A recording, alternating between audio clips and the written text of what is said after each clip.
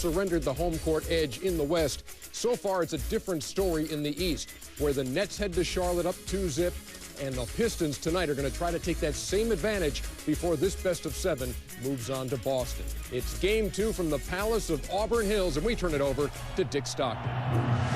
All right, Ernie, and the Palace of Auburn Hills is sold out tonight. And that means a thundering setting as two long-time and intense playoff rivals duel for the second time in their showdown. And now it is up to the Boston Celtics to respond to an opening game triumph by the Detroit Pistons. Well, it's great to see these two teams, Hubie, again with that rich playoff tradition. However, these players want to establish an identity of their own. And the Celtics were very un-Boston-like in losing game number 1. But they had a quick turnaround after the emotional Game 5 victory. Less than 48 hours, had to go at it again. How much of a factor was it? Well, Dick, having been there as a coach, the emotion after the game, incredible. Less than 36 hours, you have to prepare your team, have a practice session, travel to the foreign city, and then expect to have your team perform. A ragged game is what happens the majority of the time. We'd like to back this up with a chart of some stats at the offensive end. 38% shooting. How about 6 for 19 and 3-point? This is one of the best teams in the league. Now, Pierce and Walker, two guys who average on a normal night 8 makes between them at 3-point line, 1 for 10. But T at the center position, then backed up by McCarty and Rogers. You can see the three guys, they go a 2 for 13. Now, the Celtics did do some good things. They got to the line 21 times. They forced 14 turnovers. They win the battle of the paint, fast break, and second chance point. All they have to do, step back, relax, get in their game plan. All right, Hubie, and of course the Celtics have not won on the road in the playoffs, and they know they're going to have to win at least one to defeat the Detroit Pistons, who gave the Celtics a dose of their own medicine with 3-point bombs and scoring from unlikely sources. Well, Michael Corey is the first unlikely source. Now, in the 5-game series with Toronto, he started, averaged only 16 minutes. He comes in, plays 40 minutes, gives you 15 points. Cliff Robinson struggled, averaged 10 points a game in the series with Toronto. He gets you 30. But the big stat for the two guys is they were 9 for 13 in threes. And then we had Jerry Stackhouse step up with a monster game. Sure, he got the 26 points, but the 50% from the floor. How about 11 rebounds for a 2-guard? And then he came in with the 8 assists and the 2 blocks. But when you think in Detroit, always think defense first. They had 10 shot blocks. Ben Wallace, 5. They forced 14 turnovers. They got you out in the open floor. They hold Boston to low field goal and 3-point percentages. Then, at the offensive end, 24 assists. Great ball movement against the half-court defense. Got it to the opposite side, and they make 12 threes. Dick, that is a ton. Well, guess what? It's time for another postseason award here in Detroit, and they've garnered most of them. And right now, for the presentation of the IBM Coach of the Year Award and the Red Auerbach Trophy, let's join our public address announcer, John Mason. NBA fans, please direct your attention to center court and welcome Vice President of Sales from IBM, Bill Luce, and Hall of Fame Pistons coach Chuck Daly. They will now present Rick Carlisle with this year's IBM Coach of the Year Award. Let's hear it for the Pistons' very own Coach of the Year, Rick Carlisle.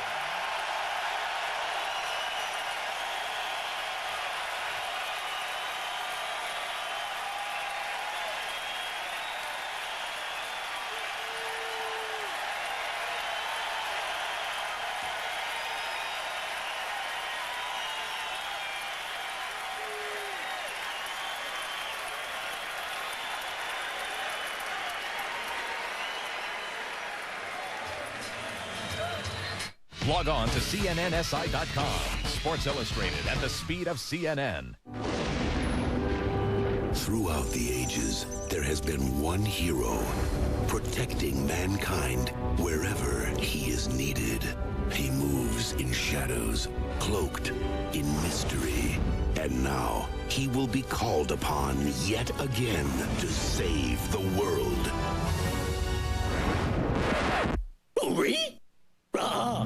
Scooby-Doo, rated PG, in theaters June 14th.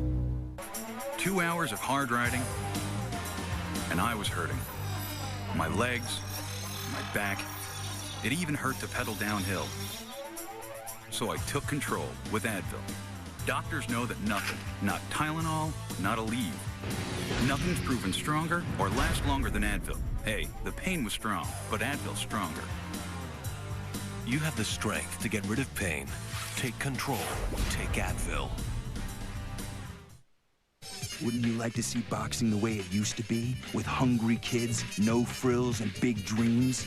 Then don't miss ShowBox, the new generation. And its all new season, every other Saturday at 5 p.m. only on Showtime.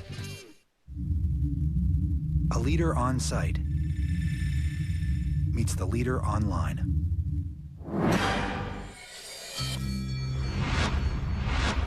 E-Trade Financial, the right tools for the active trader. Sounds like a good thing. Budget is really working hard to improve truck rental. Yeah, rates starting in 1995. And a service where our movers help load and unload the trucks. Can we make load and unload even better? Roller skates to make the move even faster. Hmm?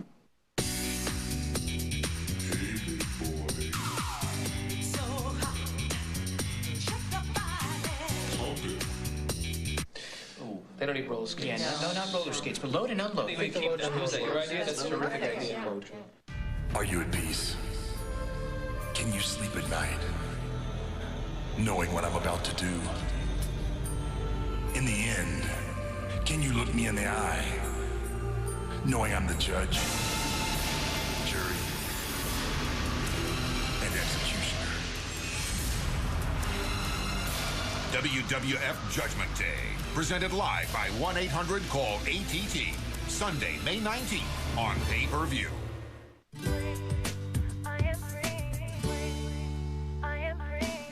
There's a song I want to sing, there's a bell I want to ring.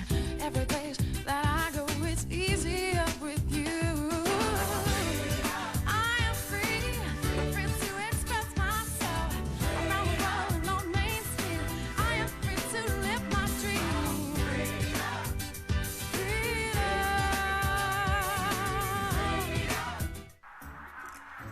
Honey, I've got the black teddy on. Yeah, okay. And I put the satin sheets on the bed. Yeah. Be up in a minute. I've got cold Bud Light.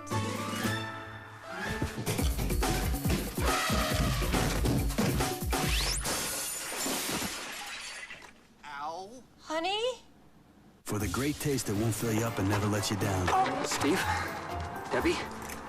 Make it a Bud Light. At Kia's all-model sales event, you can get up to $2,000 cash back or 0% financing on a new car. Like the affordable Rio, redesigned Spectra, and the luxurious Optima. What's even more attractive, they're backed by a 10-year, 100,000-mile warranty.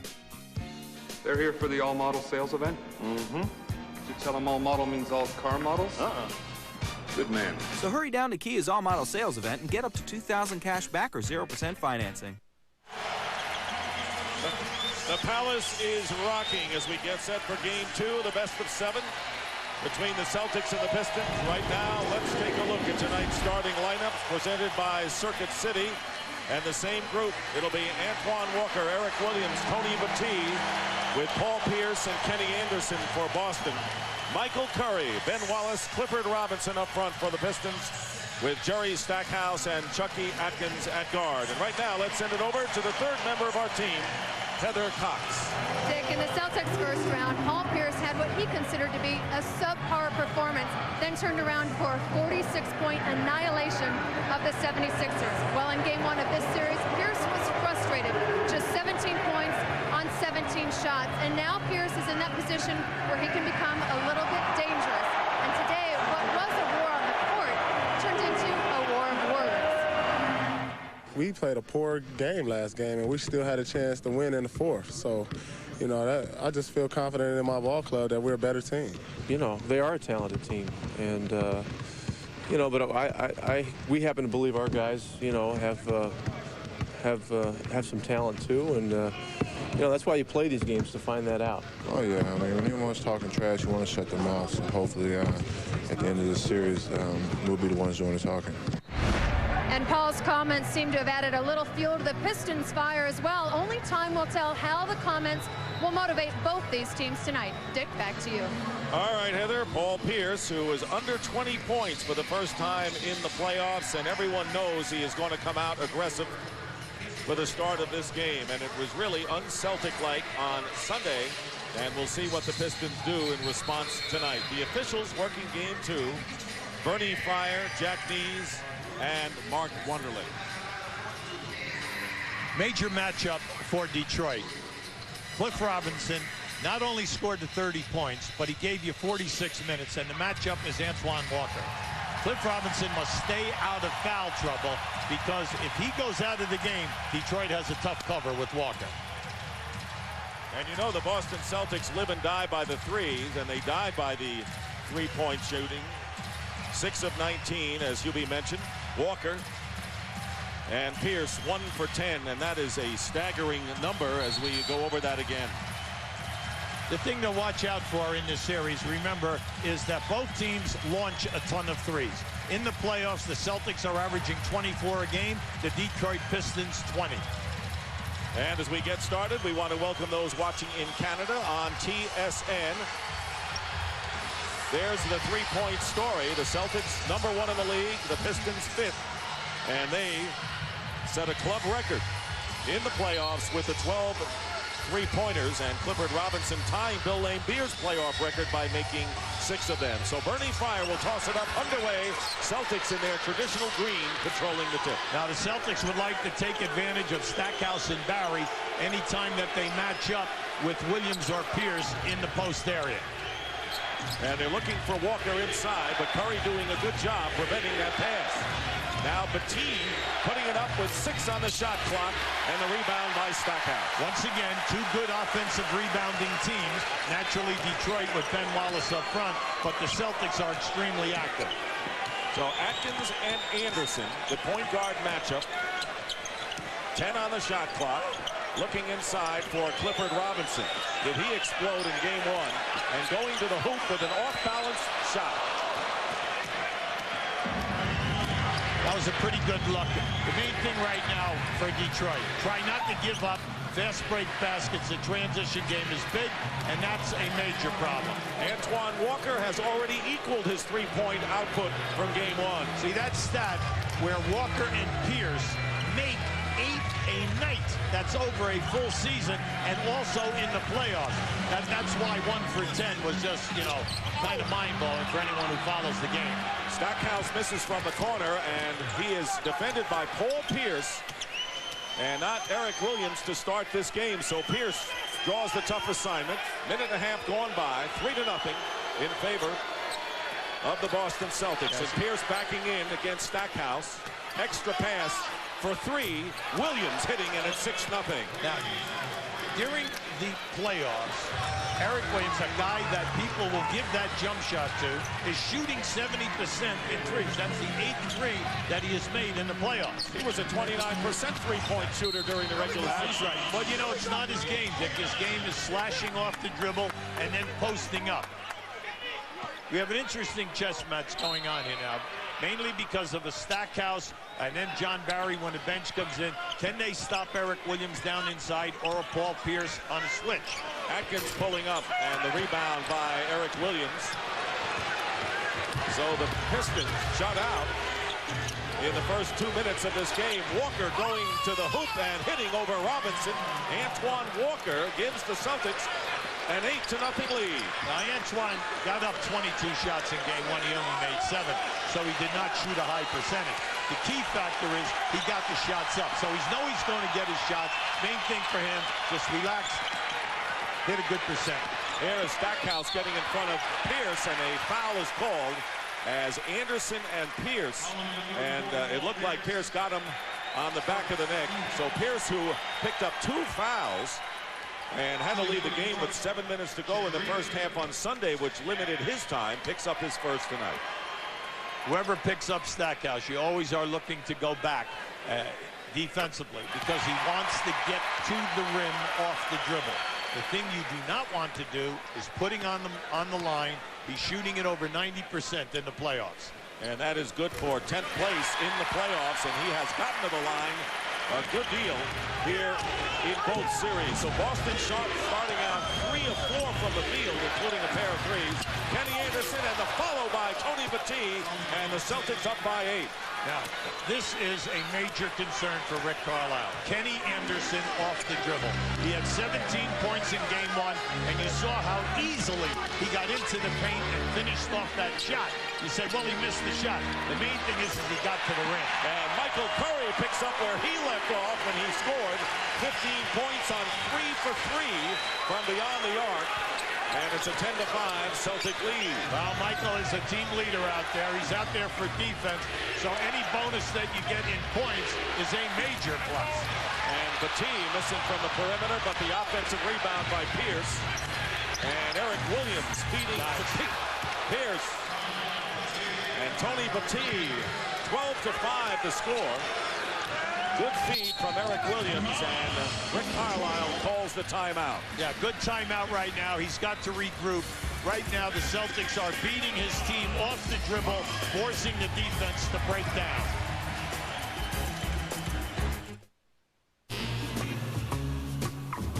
Well, that was easy. It's called the latch system. We're the first to have it. Have a good trip. What would it be like if Avis didn't try harder? Get it in yet, Captain? Hope so. Great. I got these other customers who can't figure this thing out. Could you give them a hand? Me and car seats. You know. If we didn't try harder, we wouldn't be Avis. The Latch System, the new federal standard on child safety. Find out more at avis.com. At Kia's all-model sales event, you can get up to $2,000 cash back or 0% financing on a new car. Like the affordable Rio, redesigned Spectra, and the luxurious Optima. What's even more attractive, they're backed by a 10-year, 100,000-mile warranty. They're here for the all-model sales event? Mm-hmm. Did you tell them all model means all car models? Good man. So hurry down to Kia's all-model sales event and get up to $2,000 cash back or 0% financing. Watch Charlie Sheen and Chris Tucker in Money Talks Sunday night at 8 on TNT. The NBA playoffs on TNT are brought to you by Circuit City. Circuit City, we're with you. By the AT&T Ultimate Fan Zone on NBA.com. You can get NBA gear just by talking on the phone. By IBM, taking e-business and your business to the next level. And by American Express Financial Advisors. Make life rewarding.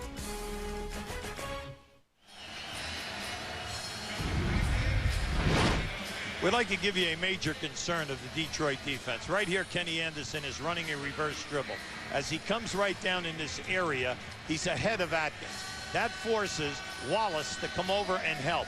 His man then goes to the front of the rim for the score, the T. Now keep an eye on it now. See, Kenny Anderson was in the paint all night. Now he shoots and he misses, but Battie is on the offensive glass. That's good. Do not assume that the basket is made, and Battie already has more points than he had in game 1.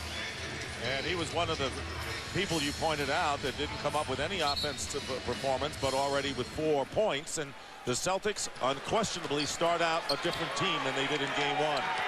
So following the timeout by Rick Carlisle, here is Chucky Atkins driving, rejected by Pierce on the block. That's another major part of his game. Kenny Anderson directing traffic and shoving on the weak side, and a foul is called, and that will be against Atkins, his first. Now as Atkins goes out, look to the right of your screen. Here's Paul Pierce. He definitely gets it on the way up. Now on the other side, you can see defensively, anytime that Pierce posts up, Curry is trying to front him. Celtics have scored on their last 5 possessions in this game, and Williams goes up and he draws the foul. So Williams gets Stackhouse in the air, and the foul with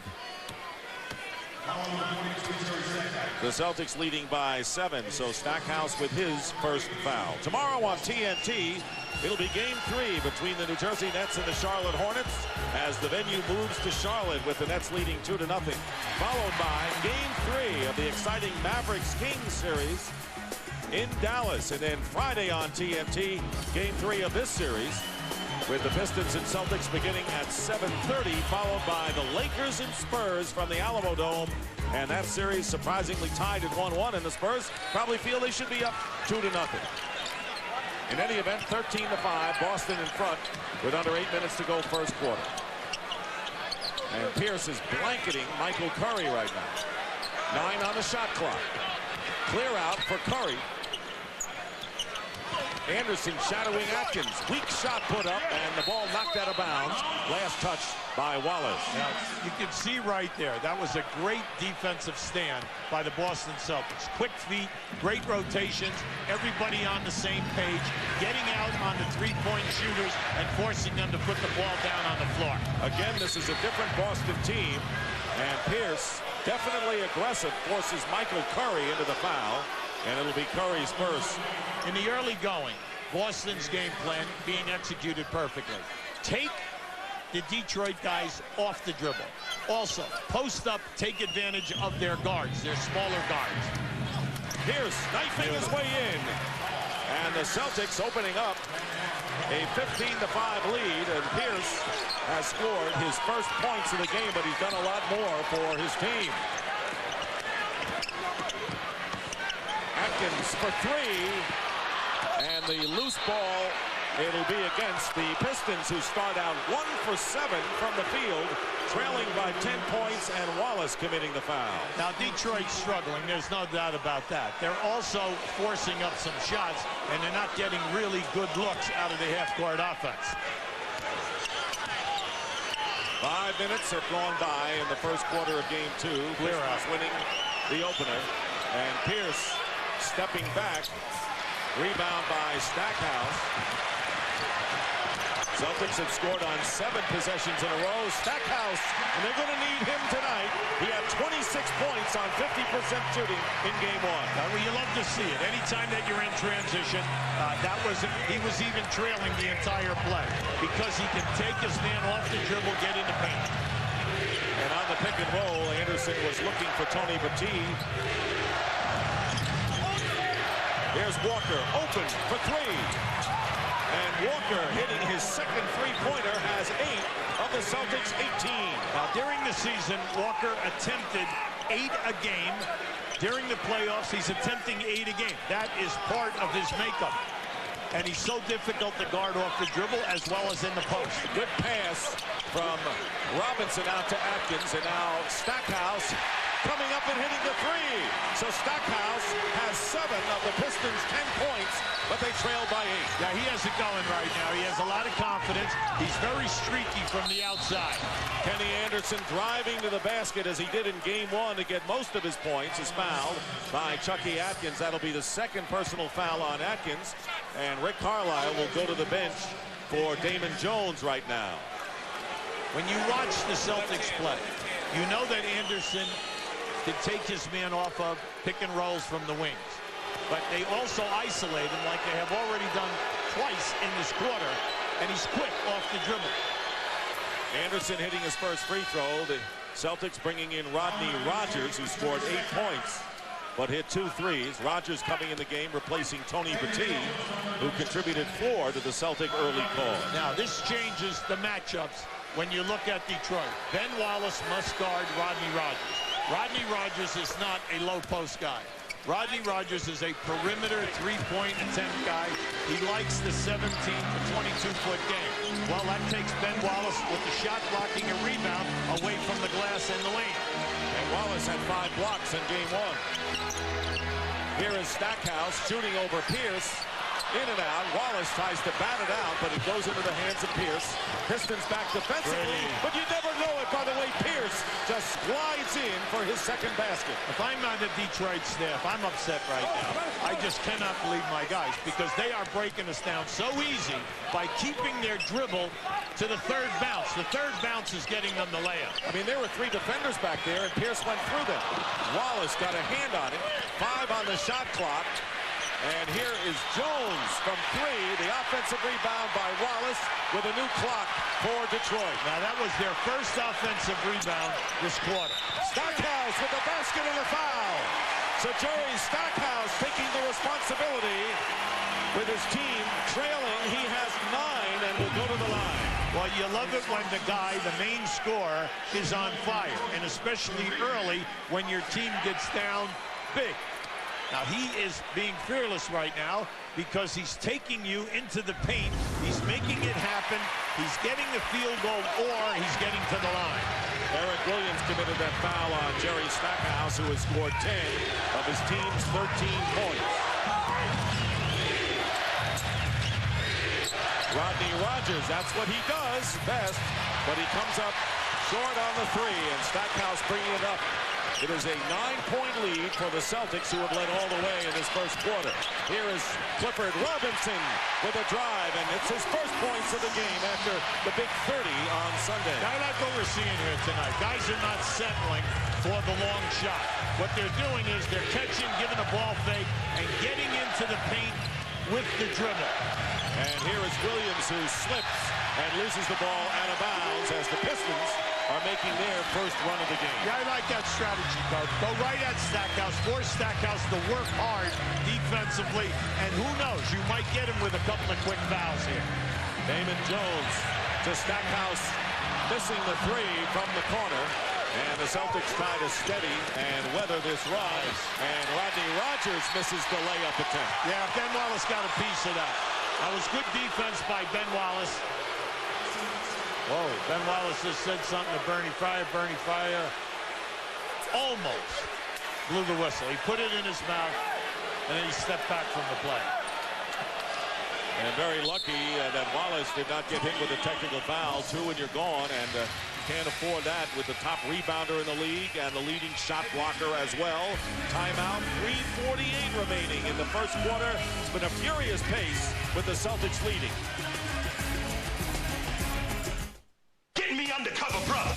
Log on to NBA.com to enter the Go Undercover NBA sweepstakes and win a trip for 2 to the 2003 NBA All-Star Game in Atlanta. Watch the playoffs on TBS and TNT and see Universal's Undercover Brother in theaters May 31st. At Kia's all-model sales event, you can get up to $2,000 cash back or 0% financing on a new car. Like the luxurious Optima. And the 5-star safety-rated Sedona minivan. What's even more attractive, they're backed by a 10-year, 100,000-mile warranty. They're here for the all-model sales event? Mm-hmm. Did you tell them all model means all car models? Good man. So hurry down to Kia's all-model sales event and get up to $2,000 cash back or 0% financing.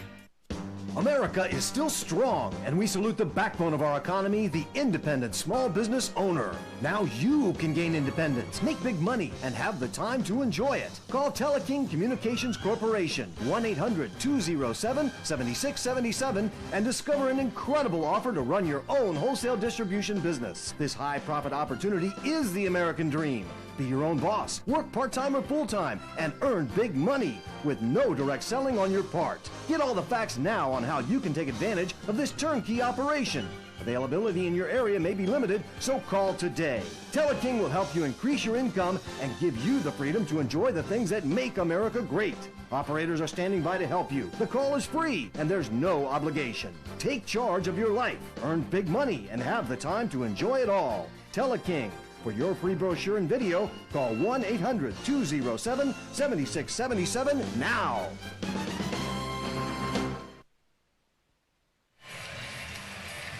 Celtics leading by 7 in the first quarter. Right now, let's take a look at Money Talks on TNT. Drama is one reporter, one fugitive, and 15 million in diamonds. Don't miss Charlie Sheen and Chris Tucker in Money Talks, Sunday night at 8 on TNT. Rick Carlisle getting Coach of the Year honors before the game, and he made special note that Bill Fitch, who first hired him at New Jersey, waived him from the team and then hired him seconds later to be an assistant coach. Fitch, of course, was a Celtic coach and won an NBA title, and the basket by Walker gives him 10 for the game. Well, I like what Rick said, that not only when Bill Fitch then left New Jersey, Chuck Daly came in, Chuck continued his career. He was 11 years as an assistant. We know that he was out in Portland and then in Indiana with Larry Bird. He's been with some special people. He has his own coaching style. He's done a miraculous hardest job with this team because you always have to step back and realize they have 3 starters that were not drafted. And then 3 new guys who came to the ball club along with himself. They went from 32 wins to 50 wins in 1 year. And, of course, also played for the Boston Celtics. Stackhouse losing the ball on the turnover. The Celtics leading by 9. Walker committed that last foul, and that will drop for Kenny Anderson. So all 5 starters in the game for the Celtics have scored. This looks like Kenny Anderson of old. When he first came into the league, he could handle the ball, dish. He could score in the paint against anyone. He's like renewed this year with a better offseason program, came to camp, and right now the benefits of it all are paying off at playoff time. Detroit getting several chances because of Wallace and Robinson and big offensive board. And that is Stackhouse with his second 3 of the game, 13. And it's 26-18 Boston as we have under 2.5 minutes to go here in the first quarter. Here is Pierce going in, and that goes. So Walker and Pierce combined have shot 7 of 8 from the field. Well, Pierce was just outstanding on that move. Not only does he blow into the middle off the dribble, he then does a reverse and splits 2 defenders and finishes. Here's Wallace from Stackhouse. 3 underneath, and it's an 8-point game again. Dick, that must happen here. Now, Ben Wallace has got to create the passing lane. They're using his man to trap all of the dribblers. So he has got to come alive, get in front of that basket, make himself big, and punish the defense for rotating. Huge shooting edge by the Celtics. Pierce with the fall away, and Wallace the rebound. If Detroit is only down by 8, despite shooting in the 30s. Stackhouse steps back, and the 2-point attempt that time misses. Anderson pushes up. Anderson looking inside, fires away, and the ball tipped away into the hands of the Damon Jones now for Detroit. Stackhouse out on the perimeter, guarded by Walter McCarty, who has come in the game to guard Stackhouse to try to slow him down. Jones on the baseline. Wallace out of bounds. And now Bernie Fryer has changed the call. He said it was last touch by Boston. He got it right. Yes, he did. And it was a good call. You can see tonight the difference between today, Wednesday, and Sunday for the Celtics. On ball reversal by Detroit, they are getting out there on that weak side. They're matching it with their rotations. They're getting out, and then they are forcing Detroit, instead of shooting that wide open 3, to put the ball down on the floor again. Tony Delk into the game for the first time, as well as Eric Williams. And the deflection, it was Paul Pierce who got a hand on that one. That's his second block of this first quarter. Yeah, Paul Pierce is giving us a little, oh, he just traveled. He walked twice. Walker. Fall away. And Damon Jones with 40 seconds approaching in this first quarter. Pierce is now guarding Stackhouse again. Corliss Williamson in the game. No basket. And they're going to call the offensive foul. The charge on Williamson. Well, Corliss Williamson comes in. As soon as he gets his hands, you know he's going to the hole. Now, here it is here. See, right there, the lead elbow. See, the fans are all upset with the replay up on the main screen. But that elbow went right in and cleared out the defender. The referee's right on top of that play. And John Barry into the game. The Pistons bench not as much of a factor as usual because of the matchup problems that Rick Carlisle has against Boston. Rodgers going back to Eric Williams, and he goes around Barry, misses the shot, the ball knocked out of bounds, last touch by Boston. Eric Williams has got to realize, look, you have such a height advantage on John Barry and upper body strength. Just take the extra dribble and take your time, because you can out-muscle Barry once you get him down into the painted area. The shot clock is off in this first quarter. Jones, guarded by Delk, picked up by Walker, and Jones' shot, an air ball, and time running out, and that will not count it even if it goes by Delk. So a first quarter in which the Boston Celtics come out strong. They led throughout the quarter, paced by Antoine Walker, who has 10 points on 4 for 5 shooting, including 2 from beyond the arc. So after 1, here at the Palace, the Celtics lead the Pistons 28-20.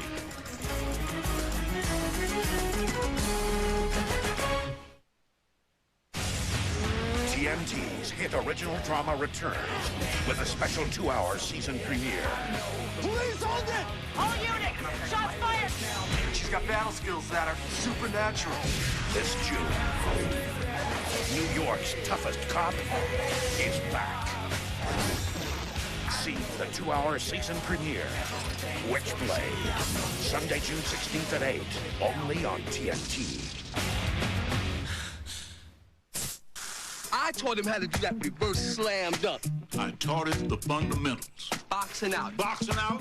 Dipsy doing. Rebound. Twist people up. Bounce pass. That's me. I taught him. I showed him that. That's me. Not you, me. That was me. Who you gonna listen to? How about yourself? Obey your thirst. Sprite. I thought you told him to be a dentist. Man, don't move your head. Come on. The first major advance for the fastest treatment of athlete's foot is Lamisil AT. Lamisil AT is the first non-prescription medicine proven to kill the fungus with just 1 week's use. Not even a prescription can beat that. Lotrimin AF and Tinactin still expect you to treat for 4 weeks. Who's gonna do that? When your feet itch and burn, using Lamisil AT 1 week keeps you athlete's foot free 3 months. Lamisil AT. You're about to be treated like no man before. New Gillette Series Shave Gel with ingredients like tea tree oil to invigorate. You get a close shave and healthy-looking skin. Gillette, the best a man can get.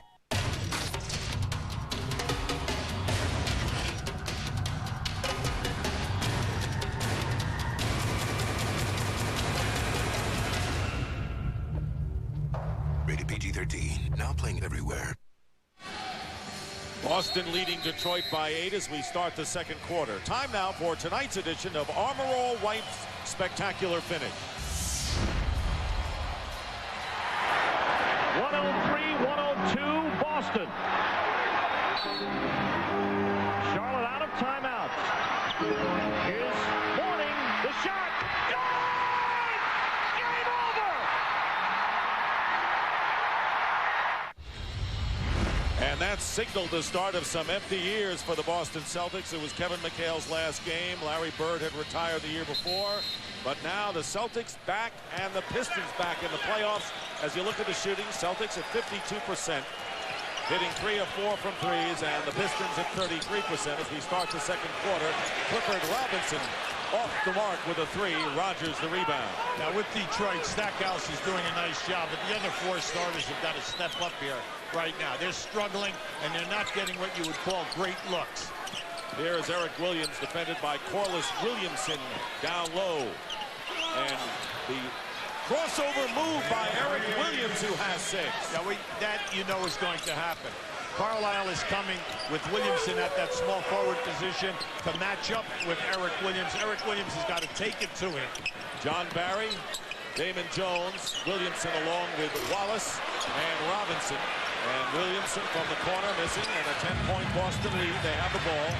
Rodney Rogers, Tony Delk, who has replaced Eric Strickland in the rotation for the Celtics. Yes, he's doing a nice job. He was struggling all year. First in Phoenix, then also with the Boston Celtics when he came to the team, shooting in the high 30s for the first time in his career.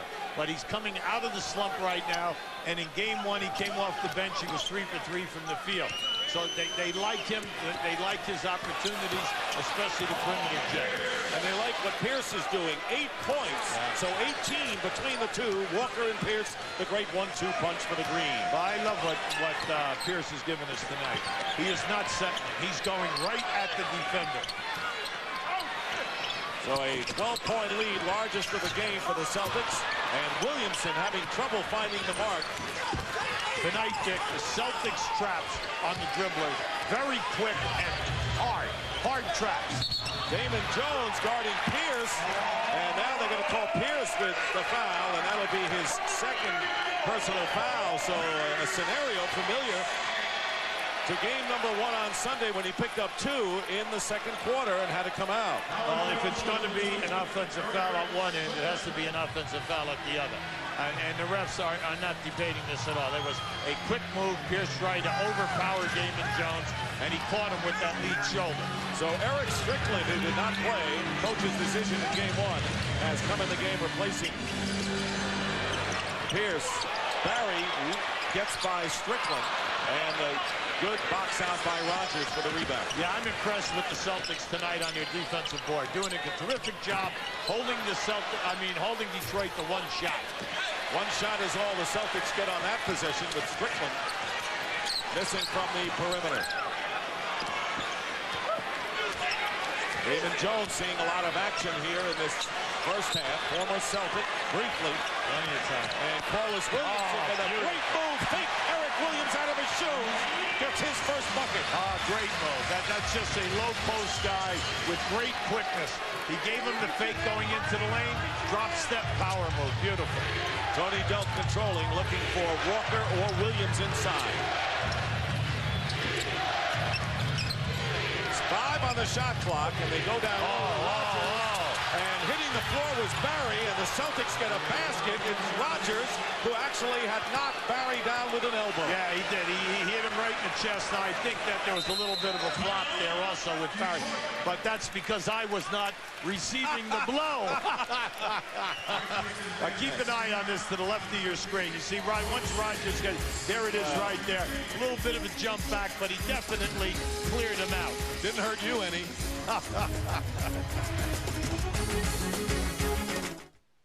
You know the players. You know the lines. Just a bit outside. No wonder it's a new classic. See the Saturday night new classic, Major League. Saturday night at 8. Maybe we gotta do one of those waves. On TNT. Come on, baby, come on, baby. What would happen if an SUV were raised by a family of sports cars? Zoom, zoom. Zoom, zoom, zoom. Zoom, zoom, zoom. Yeah, zoom, zoom, zoom, zoom. Zoom, zoom, zoom. Yeah, yeah, yeah. The 200 horsepower Mazda Tribute. The SUV with the soul of a sports car. This summer, in the fight against evil, Get me undercover, brother. I knew you wanted me. They all did. he'll risk everything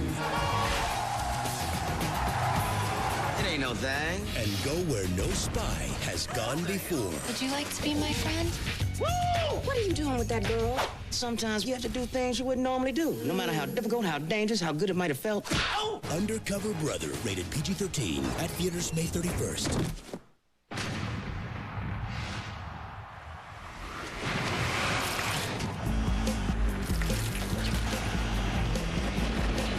It happens in the blink of an eye. That defining moment in every game.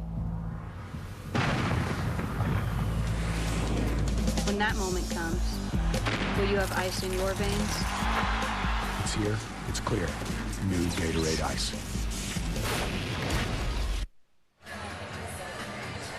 Back inside the Palace, a very special night for Detroit. Coach Daly in the house, former Piston coach. Now, your friendship with Rick Carlisle goes way back to when he was an assistant for you at the Nets. You're in town to present the Coach of the Year award trophy to him. Did you know way back then that he would make such a mark on the NBA? Yeah, I told him tonight what took so long. He had all the qualities. He's got a great work ethic, passion for the game, inquisitiveness, and he loves working at it. So there was no question. He understands the game. He's going to be a great learner and a great coach. Certainly a legend here in the Palace. 2 NBA championships. Legend in my own mind. And ours too, but do your coaching juices start to flow when you're back in this building? Yeah, I think a lot about it. You know, the trepidation of driving out here tonight. I said, boy, I'm glad I don't have to go through that anymore because I played a lot of games in here. Great ones. We'll let you relax and actually just enjoy this one. Dick, back to you. I wish Chuck would dress better. That would be the only critique I have. You know, I like to see He's the best dressed guy in the building. Rodney Rogers driving in for the layup, and the Celtics opening up their biggest lead of 14. And, of course, Chuck never won the Coach of the Year award, oddly enough. Interesting, but he did ring a few rings and a gold medal. All right, so I think he'll trade those off. if you notice, if you're really paying close attention, the shot attempts for Detroit are very difficult. At the other end, you have to be impressed with the Celtic transition game, which is getting them layups. When they go to the half-court game, they're also getting layups off the dribble. Now, that is a major breakdown for Detroit that prides itself so much in their quality defense. Shouldering the burden has been Jerry Stackhouse. Strickland committing the foul. Stackhouse looking now for his 15th point of the game. Remember, the Pistons won all their home games in the last series, as did the Celtics. So neither one of these teams has won on the road yet. And, of course, Detroit will be facing Boston on the road the next two after this one. Walker getting into Rodney Rogers, who's played extremely well since coming in. Rogers getting his own rebound and a block down, and it was Robinson, might have hurt his wrist. We'll have to see. Barry missing, but it looked like Robinson had hurt his right wrist. Yeah, they should foul somebody. Delk firing and missing the three. Robinson, or Williams getting the rebound. Come on, you got to do something about Stackhouse. I mean, about Cliff Robinson. And here comes the 22nd timeout called by the Pistons, and Mike Abdenauer, their longtime trainer, out to meet with Cliff Robinson. And this could be a very critical sequence right here. You know, right there, as the shot goes up, we see right here over the top. Oh, as he falls to the floor. Cliff Robinson goes to the floor, and that elbow hits the floor first. Keep an eye now to the left of your screen. Right there, you can see his head go down with the white headband. Now Barry takes off going the other way. Now here he comes in. He goes for the block. All right, and as he falls down, that right elbow hits the floor first. So there is Clifford Robinson, who has been in the league 13 years in the playoffs. Those were his impressive Game 1 numbers. Well, I tell you, he's the key matchup on Antoine Walker. He gave Detroit 46 minutes on Sunday. Stackhouse double team will fire over Strickland, who comes out with the ball, and he falls down, and Corliss Williamson ties him up, and we will have a jump ball. Now, Detroit has a serious injury to Rebrasha. Rebrasha, their 7-foot backup center, has a broken bone in his right hand. They just put 2 screws in there on Monday. He's going to be out a minimum of 3 weeks, could be 4 or 5. It happened when they were practicing on Sunday. Now, when you take a key guy out of your 4-man rotation off the bench, this group in Detroit averaged 31 to 34 points in all 5 playoff games with Toronto. This forces Williamson, a small forward now, to move to the power forward position. Well, that's a negative. That's why Cliff Robinson's minutes are so important in this series with no Rebrasha. Yeah, you miss a 7-footer. That's right. When you lose a guy like Robinson. Walker with the runner, and the rebound taken down by Ben Wallace. Approaching 7 minutes remaining in the first half. Dick Stockton along with Hubie Brown and Heather Cox. Game 2, best of 7. Barry with a rainbow jumper from the corner. And the Celtics in control of this first half, up by 13. Anderson from the perimeter, and it's tapped out. Here is Stackhouse with Williams back. And now they'll set it up. Time after time after time. The transition defense by the Celtics, outstanding. The half-court defense, really good. They are not giving you any good looks. They're challenging every shot. They're tough off the dribble, and they're tough on the tracks. Very impressive. Second foul on Walker as we check in with Heather. Well, good news for Detroit fans. Clifford Robinson just banged that elbow pretty hard on the floor, but he is going to go back in. Good news, because he had a game-high 30 points in Game 1. Dick? Thank you, Heather. The ball knocked out of bounds, and it is still going Detroit's way, although they are shooting only 27% in this game, trailing by 13. Right now, with 6.5 minutes to go in the second quarter, Ben Wallace is a non-factor in this first half. No blocks, very few rebounds, and he cannot get to the offensive board where he led the league with 5 a game. Damon Jones hitting the 3. So Damon Jones, who played 13 games with the Celtics in the 98-99 campaign. cuts the lead to 10, nearly halfway through this first quarter. Nice. Williamson on the steal. Jones driving against Anderson, who commits the foul in the act of shooting. Yeah, that's a good call by Bernie Fryer, and a smart move by Damon Jones. He took the contact, and then he got the shot on its way. Now, keep an eye right here. See, he takes the contact right there, and he puts it up. Now, what I like about this group is that this group is forcing the action. Now, you have to remember that Damon Jones and Barry are high percentage three-point shooters. So, in transition, you have to pay attention to these two guys. Damon Jones making good on the first free throw. He has already played more minutes in this game than he did in game 1, and his play is backing that up. He makes the free throws, and the Pistons get it to single digits. 8-point lead for Boston, nearly 6 to go in the first half. Yeah, the defense for Detroit. Now, when you're ranked 5th in almost every category, see, that can't happen. See, you can't flop. You can't flop in the NBA playoffs because you're never going to get a call. Eric Williams now with 8 points. Celtics with terrific balance in their scoring in the first half, in front by 10. The layup stick. Layup after layup after layup. Nothing difficult. All high percentage shots. Here is Williamson. Rebound Batiste. Back in the game. Walker with 10. Williams and Pierce each with 8. Great balance, and the Celtics destroying the Pistons in the paint. Well, they're wearing them out on the post there, on this left post. Whether it's Williams, whether it's Pierce, they're going down in there. Traveling called against Williams. Yeah, you'll take that. Mainly because you're dominating, your guys are down in there, they're making things happen. The Detroit double team is late, and they're getting one-on-one coverage, which is definitely in their favor. Layups. Where is it written that only a sports car can behave like a sports car? Not here. Zoom, zoom, zoom. Ha. Zoom, zoom, zoom. Yeah, zoom, zoom, zoom, zoom. Yeah, zoom, zoom, zoom. Yeah, zoom, zoom, zoom. The powerful 2-liter Mazda Protege. Zoom, zoom. Why should sports cars have all the fun?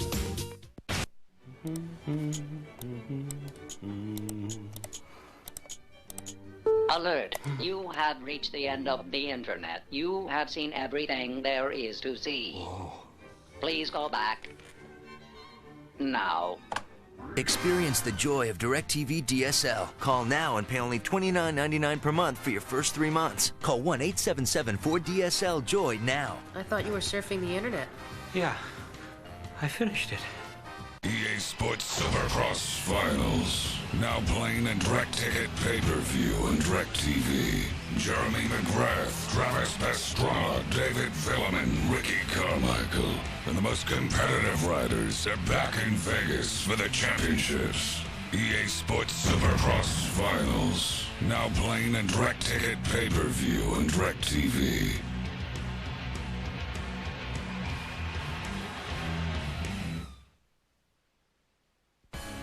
The NBA playoffs on TNT are brought to you by the Fannie Mae Foundation, showing America a new way home. And by Sunkist. Experience the charge.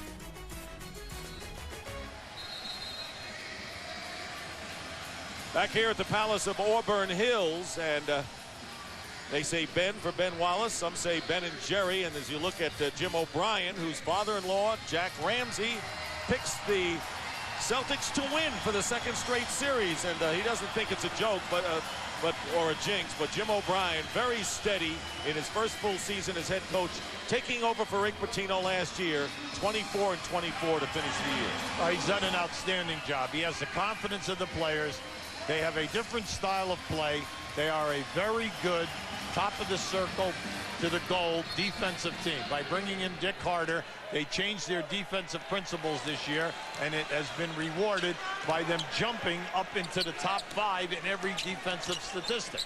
Stackhouse has been the big gun with 14 points, and the foul with 5:05 to go. Of note, the Detroit Pistons bench, which has been such a huge asset for them all year, shooting only 2 of 11 from the field. But Rick Carlisle said the bench wouldn't be as much of a factor because of the matchup problems with the Celtics in this series. Tomorrow on TNT, it'll be the Nets and the Hornets, as the Nets leading 2-0. We don't have many 2-0 series, do we? Kings Mavericks tied 1-1 as the series shifts to Dallas. That's tomorrow night. Coverage begins at 7 p.m. Friday, the Pistons and Celtics in Boston, and the Lakers and Spurs from San Antonio. That series tied 1-1. It's an 8-point lead for the Celtics. Pierce is open and hits. Pierce now with 10. In game 1, the Celtics stayed with a lot of pick and rolls from the wings. Detroit switched and stayed and bothered them, forcing a lot of three-point attempts. Tonight, you can see there's a different mindset. Very few pick and rolls, everything off the dribble and post up and down screens. Petit getting the rebound. 10-point Boston lead. Celtics trying to win their first road playoff game. And Rogers is bumped by Cliff Robinson. So Robinson back in the game, as Heather reported. He came down hard on the elbow and was all right. So here he is back in the game and committing his first personal. Yeah, a nice ball fake that time by Rodney Rogers. Cliff Robinson made the commitment. Rodney off the dribble, wanted that body contact. Kenny Anderson dishes off. Eric Williams fouled. So Corliss Williamson fouling Williams, who was inside the arc. Otherwise, it would have been 3 at the line. Once again, Kenny Anderson gets down into the painted area, and when the defense tries to recover, he gives on the kick out. Then you get a nice ball fake. Keep an eye right here now. Now watch what happens. They everybody inside. Now you get your ball fake. Get him up in the air. And that was Williamson's second personal foul. Kenny Anderson has had an excellent first half. Very few times has he picked up his dribble. He's getting to where he wants to go. He's getting them into every single call that Jimmy O'Brien makes. O'Brien is orchestrating an excellent first half. The execution has been good. And he had a terrific game 1 as well in defeat. Meanwhile, the turnover and the Celtics getting it back. What has hurt Detroit in the first series was their penchant for turning the ball over. And that cost him a couple of games. Kenny Anderson, who has really matured, and as you mentioned, the summer conditioning, a big factor. Good. So you like his improvement. Rogers over Stackhouse, who does the defensive job, knocked out of bounds. Last touch by the Celtics. Now you had a big matchup difference there. Rodney Rogers down inside with Stackhouse on him. Throws a fadeaway jump shot. Throwing a fadeaway jump shot, you gave Stackhouse a chance to get up and block your shot, and that's exactly what he did. Rather than what Williams and Pierce are doing, they're giving you the fakes, making you move, and then they're taking you strong to the rim. Stackhouse driving against Pierce, finding Jones, missing the 3. Wallace tries to keep it alive and cannot. So a 12-point lead, under 3.5 to play in the half. Here's Pierce pulling up, short on the 3. And Pierce getting the ball back from Stackhouse. So the Pistons very careless with the ball in the last several minutes. Well, the Celtics are known for the fact that they steal the ball a ton. They're right out there and they make it happen. Nice fake. And Pierce, no basket, and the foul on Pierce before the shot. And there is a Walker, who's on the bench as the cheerleader with 2 fouls, but 10 points early on. The Celtics are showing us how well they play the passing line. They lead all teams in the playoffs for steals. And in this first half, we're seeing it. They are out there. They're getting good deflections. They're even challenging the first pass to initiate the offense out on the wings. Walker, Pierce, and Eric Williams all with 10 points in this first half. And there is nice Pierce, and he goes in, missing the basket, and it will drop. So Stackhouse tried to gamble on the pass to Pierce, and he has 12 points. So you can't gamble on him. I mean, the guy is so tough, plus he steps to meet the pass. And when he steps to meet the pass, and you gamble, he catches you, and now he's inside. Again, a 14-point Boston lead. Corliss Williamson tries to knife his way in, and the Celtics coming back down. They are definitely in control of this first half. Kenny Anderson is fouled in the lane, and will shoot 2. Atkins has come in the game and Boston can do nothing wrong. And for Atkins, his third personal after coming right back in. 2:23 remaining in the first half. The Celtics by 14.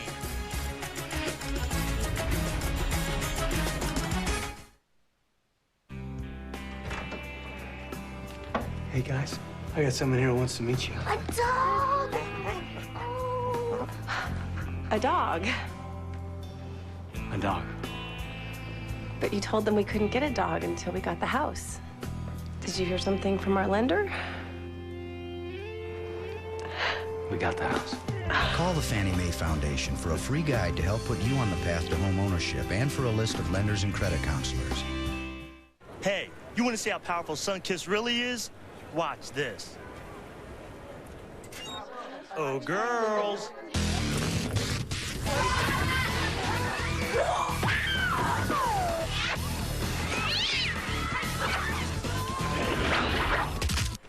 This might take a while. Sunkiss, experience the charge. On May 31st, from Tom Clancy. 3 Russian nuclear scientists are missing. There are 27,000 nuclear weapons. A neo-fascist bought an A-bomb on the black market. One The bomb is in play! is missing. They think it might be the Russians. What's the Russians? Ben Affleck, Morgan Freeman. You gotta get me through to the president. Put it in your report. If you shut me out, 25 million will be dead. Cut him off. The Sum of All Fears, directed by Phil Robinson. Rated PG-13. Starts Friday, May 31st. Experience NBA.com on America Online. See the best action shots and off-the-court photos every night. At America Online, keyword NBA.com. This weekend, get into the drama on TNT. Saturday night at 8, watch Major League. And Sunday night at 8, don't miss Money Talks. It all starts this Saturday night at 8, only on TNT. 2:23 to go in the first half. Boston by 14, getting most of those points inside, Hubie. Yeah, they're dominating the painted area, Dick, whether it's off the dribble or posting up. Here you have Eric Williams. Great power move. Take the man down inside. He out-muscles Williamson here. Then you have Pierce, who's just having a great night. He's blowing by whoever they match up on. The double teams are late, and then the individual moves are exciting. Kenny Anderson on the line, a 20-point edge for the Celtics in the paint. The Pistons have only had 3 layups of their own, and they have settled for the perimeter shot. Well, at the Detroit end, if Corliss Williamson cannot post up, you are in a lot of trouble because you lost another post-up guy in Rabasha with the broken hand. So now you are relying to get everything off the dribble. Well, the Celtics are ready to meet your effort tonight. They have fresh legs, they're ready to go, and you are not beating them. They're trapping and they're forcing bad shots and to pass the ball out. Biggest lead for the Celtics, and right now let's check in again with Heather Cox. Well, Dick and Hubie, when we sat down with Coach Carlisle before the game, he said, you know, I'm worried about the matchups. How do we contain Pearson Walker? But he didn't talk about the defense inside. That's what he talked about during the last time out. He said these guys are shooting 47%. We've got to have better defense in the paint. Back to you, Dick. Kenny Anderson controlling as we wind down to nearly 2 minutes remaining in this first half, and right now Pearson Walker on the bench. That's the luxury that Jim O'Brien can do now with the Celtics up by 15 points. Rodney Rogers with the follow and the loose ball foul with 2:08 to go, and the Pistons in the penalty, and Corliss Williamson picking up his 3rd foul. Now that is a big foul. You got Williamson with 3, and remember, he's a key guy for you, because now you're trying to play him with the first unit. You play him as a small forward. With the second unit, he has to move over and play power forward for you. Now they're going to come with Michael Curry. Now when you come with Michael Curry, you are very small out there right now. You have Cliff Robinson, and then you're going to have Wallace and then Curry up front. Rodney Rogers on the line, misses the first. Coming up on the AT&T halftime report, Ernie Johnson, Kenny the Jet Smith, Charles Barkley, and special guest Dr. J, Julius Irving, in our Atlanta studio. Look at the first half of the game and talk old school hoops with Dr. J. Rogers, who came over with Tony Delk in the trading deadline deal with Phoenix makes 1 out of 2. Celtics by 16, 2 minutes to go in the half. Pistons haven't scored in over 3 minutes now. 9 on the shot clock, under 2 minutes remaining. And here is Jones, double team. Well, the Celtics are very quick defensively. Yes, they are. Jones hits the three. Well, you say, well, they had to make a number of passes. Yes, they did. But the fact is that they had the spacing and the ball movement. It eventually gave them the shot. But how about stopping 3 dribbles into the painted area with trapping and forcing a kick out? David Jones with his second three. Anderson and the rebound by Wallace. 13-point lead for the Celtics. They have led all the way. Yeah, they're going to have to get Ben Wallace going here on the offensive glass. He's got to come alive because they're shooting and missing. They're shooting between 25 and 30% for the half. In the second half, this guy's got to get some offensive boards. Well, there's Wallace, but it rolls off the rim. And now the Celtics with under a minute to go. Michael Curry back in the lineup, and there's the shot clock and the game clock on the right. The Celtics have been totally under control all through this half. No flying bad three-point shots. They're working their half-court offense well. How about that? Rodney Rogers with a terrific first half. He has 7 off the bench with 8 rebounds. There's no reason to shoot a fadeaway jump shot in the post tonight if you're a Celtic. Because if you use any kind of dribble with a reverse power move, up step, up and under move, you're getting a layup. Pistons will have a lot to talk over when this half is history. Wallace trying to get the tip, gets the ball away, goes up again, and finally is fouled. He's got to be a little frustrated because he has several golden opportunities for easy baskets. Well, this is a young man. He is at a frustrating type of a half. His team is shooting and missing, and he cannot keep the ball alive. Now, in this exchange right here, he gets 2. Now, when he puts it back up here right now, the ball comes out on him, but he does not give up. He never assumes that the ball is going down. You cannot lead this league in offensive rebounding at 5 a game, and then in your 6 playoff games that you play, average 5 a game if you are not a working man. This guy works the entire time he's out there. 10 rebounds so far tonight, and he had 28 against the Celtics, and that was the NBA best this year. 28 boards against Boston, but Wallace coming up 0 for 2 from the line, and the Celtics playing for the last shot of the first half, up by 15 points. Kenny Anderson lays it up, and that has been the story of this first half. Yeah, Kenny's had a great half, no doubt about it. 17-point lead, the biggest lead for the Celtics, and Jones is... Oh, wow! It'll count, it's a 3. So the crowd here at the Palace has something to cheer about in what has been a total Boston domination of this first half. Now, they needed this. This was a shot in the arm.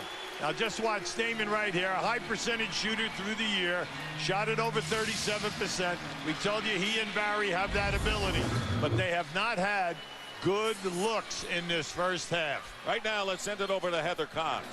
Paul, a very impressive first half, a much different rhythm offensively than we saw in game 1. What kind of adjustments did you make? Well, I'm being more aggressive. I'm seeing the defense, and I'm taking the ball to the basket a lot stronger. I'm not settling for my jumpers, and that's all. You know, coach is putting me in a situation where they can't switch, and I can just be isolated with my man one-on-one. Defensively, game 1, the Pistons shot 51%. Not a great effort. Tonight, though, they're under about 30%. You guys have done a much better job. You satisfied? Yeah, I'm satisfied with what I did. We did a great job. We challenged in a lot of their shots. We're not giving no wide-open looks. All right, best of luck in that second half. Back to you, Dick and Hubie. So the Pierce and Walker combination working so far in this first half. And right now, the Celtics leading 50-36 as we send it to Ernie Johnson and company in our Atlanta studio. Take it away. It is time, Dick, for the AT&T You tell report. Dick, that company is people who come over now and then. Myself and Charles are here every night. Kenny We're not Smith company. and We're Charles, not company. but we do have special company That's today. exactly we have right. extremely special company in the form of one Dr. J. Julius Irving, please, can we break out the archive video? The Nets video. They didn't go to the Sixers. I love it, the Nets video, because I was in New York, a youngster I had the big afro, too. And I know Porter Jones was glad to be traded. And how about that vintage. See, this one I didn't like him because I was still rooting for the Knicks, and then he was killing them. And he's here in the Studio A with us. Dr. J. Julius Erving, great to have you with us. Could not be better. Thanks for being here tonight with Kenny and Chuck. And Kenny, Charles. What's up, teammate? Hey, you know what? It's good to see you as always. And I know we'll go down memory lane a little bit with you former teammates in the second segment, but first let's tackle the game at hand right now. And Boston's on top, 50-36. Why is that? Well, you're looking at a very dominant performance by Boston. You know, they're executing well on offense. And defensively, it's one and done with Detroit. They've found a way to keep Ben Wallace from getting his hand on a lot of balls. He has some offensive rebounds, but nothing like he's been able to do in the prior series. And, you know, I think no offensive rebounds for Detroit, no victory for Detroit. That's a big part of their game. Boston, as the guys pointed out at the site, going inside a lot. This is a team that loves the long ball, but they've taken it to the rim a lot in the first half. What are your thoughts, Jim? The first series for Boston, you know, Walker and Pierce, they come to play, and they're going to get you the big numbers. And then those third guys was Eric Williams and Walter McCarty. They stepped up on different games. In this series, the third option is different. And these guys are starting to realize it's Kenny Anderson and also Rodney Rogers. Those are the two guys who have an advantage. Kenny Anderson is able to get to the basket on Chucky Atkins and Damon Jones every single time he wants to, and that's putting a lot of defensive pressure on them. And Rodney Rogers is leaking out. He's getting threes. He's running the floor, and they're having tough time finding him in transition. And Kenny just said, you know what, I'm going to put an exclamation point in the fact that I could get to the basket. I'm going to run the clock down. And this is just ISO. This used to be Paul Pierce out here on the isolation. They're isolating Kenny, and this is the best he's played probably since his rookie year. And I got to give kudos not to Kenny Anderson, but my brother Vincent, who worked him out for a month and a half. So I'm giving him the kudos. Kenny gets no kudos for that. Vincent called him up, said, get back in the gym this summer. First time in 5 years. This is why don't first you get in Jones? He can rehash your I'm done, body. man. I'm done. I'm like you. There's nothing left in the tank. Kenny have to give him a cut? Yeah, he should. No playoff share there? Charles, what you thinking? Number one, you know the thing I hate about the Celtics, all the threes they take. Threes look great when they go in, but you're only going to shoot 30%. I've been saying that all year. That's the one thing I hate about their team. They take the ball to the basket, which those threes would be easier if they started out taking the ball to the basket. That's number one. They're taking the ball to the basket. Stop shooting threes all the time. They're doing it. Detroit cannot score as long as they, you know, Ben Wallace can't give them second and third opportunity. They blocked him off the board. But the main thing, he can't even block shots because he can't leave Antoine Walker. And that's what's really killing him. You know, he normally doesn't block his guy's shot. He comes from the weak side and block. He cannot leave Antoine Walker. I don't know how many blocks he has, but he don't have many because he cannot leave Walker. You can look at it right now, and Ben Wallace has one block shot. That ain't going to get it done because, you know, 1.5, that's 2. Yep, and you know what? Only 6 three-point attempts by the Celtics. Excellent point. They're taking it inside. Threes are only good if they go in. Yep. But you know, at the end of the year, you're going to shoot 35%. That's only 3 out of 10, Ernie. Thank you very much, Professor Barkley. When we come back, well, actually it's 3.5. But some Q&A. You don't get half, stupid. Yeah, with Dr. J. Hey, this is one of the things we'll be back. The AT&T Halftime Report is brought to you by AT&T, proud sponsor of the NBA.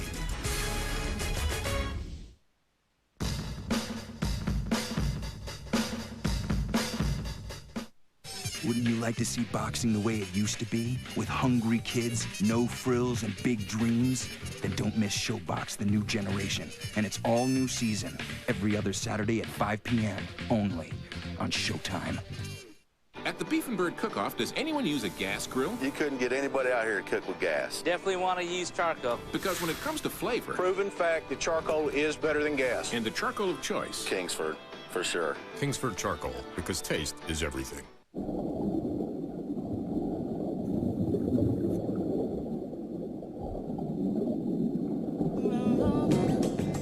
The Shark Wall, off the western coast of Nassau. No matter where it is you want to go, there's a wave runner that will help you get there. Like the world's first 4-stroke, the FX-140, the most revolutionary technical advancement in personal watercraft. Oh, baby, is that you? Baby, you've changed. Nestle introduces the best-tasting baby Ruth ever with a tastier, softer center. America's baby just got better. Ali. Get the performance that wins by unanimous decision. All the ladies out there, they know. Nominated for 2 Academy Awards, including Best Actor and Best Supporting Actor. A Michael Mann film. Get it now on DVD and VHS.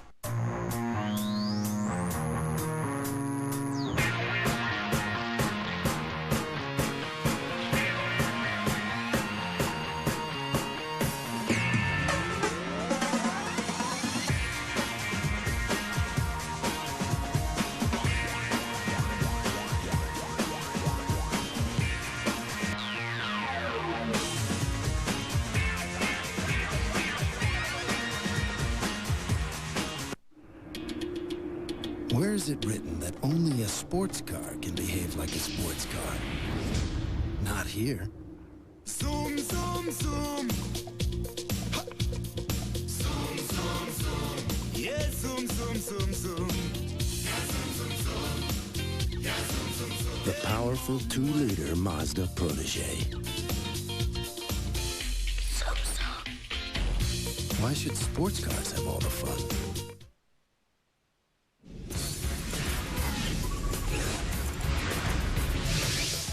Well, if you, in the beginning, you know, it was yes sir, no sir, yes sir, no sir, yes ma'am, no ma'am, and then that all changed. You know, I spent a little time in the city, and you realize that you know, you fool some of the people some of the time, and all of the people some of the time, but not all of the people all of the time. So con game was over. And Charles had his coming out party. And the thoughts of Dr. J on December 4th, 2001 on Charles Barkley. What more can That was deep reflection. Oh, it really was. That was some deep reflection. It looked like you were choosing your words carefully. So what was it like as this rookie showed up in Philadelphia? But Charles was that way, and actually he's still that way every now and then. You know, where, you know, his upbringing in Alabama sometimes just takes over. And it is yes sir, no sir, and whatever, and all the time, you know, the wheels are turning. Did you see that play right there? Run that back. That's what I was talking about, Maurice Cheeks. Because he's on a different level. Yeah. You know. How about and you see him every day. How about in terms of athletic ability and what he was able to do on the floor for a guy his size coming into the league? We had a guy who was an equipment manager. His name was Jeff Millman, and Jeff said, in the beginning, when he first saw Charles, he said, I'm not too sure this guy can play ball because I'm a fat guy and he's a fat guy. And fat guys aren't supposed to be able to play ball. But lo and behold, Jeff was wrong. Oh, thank God. Came in cat-like quick. You know, people started talking about this is the next Wes Unseld. Wes Unseld was never able to move like Charles Barkley, you know. And both of them are Hall of Famers, and it's nothing against Wes, but in Wes's wildest dreams, he could never grab the rebound, go coast to coast, turn, spin, find people, do the things that the Chuckster could do. On the flip side, Chuck, I'm not souping him up, but you know, he does deserve some props. No, but you come into the league, and you're looking at this guy. Well, no, you know it's the weirdest thing. The night, I was real nervous. You go in, got to walk in, and you know, everybody. I mean, there's only a couple players in NBA history everybody wants to be like, and that was Doc, Larry Bird, Michael Jordan, Magic Johnson. It's like, if you're a basketball player in that day, it was like those 4 guys. The only thing, I remember calling all my friends the night before. I said, what do I call Dr. J? And I'm like, they're like, well, call him, I said, do I call him Julius, Mr. Irving, Dr. J? And it was like a thought-out process. I didn't know what to do. And he made it so easy. I was sitting there, like, nervous and shaking. He said, hey, what's up, young fella? And came over. I said, hey, Doc. And from that point on, and I tell you, all these young guys, the league is so different now. When you go to a team now, you're playing with a bunch of young kids. I was so blessed and honored to play with Doc, Moses, Maurice Cheeks, Andrew Toney, Bobby Jones. Man, they taught me a lot about the game, but also a lot about life. And I wish all these other guys nowadays could go in and have some vets. You look at your situation now, Doc, and you see the role, your role in Orlando, and you see the NBA and where it's gone and where it. Did you ever foresee that the league would be where it is right now? Actually, yes. Mm-hmm. Starting with my ABA experience, Joe Caldwell was very much involved with the ABA Players Association, and he said he could foresee the day when ball players were going to make $10 million a year.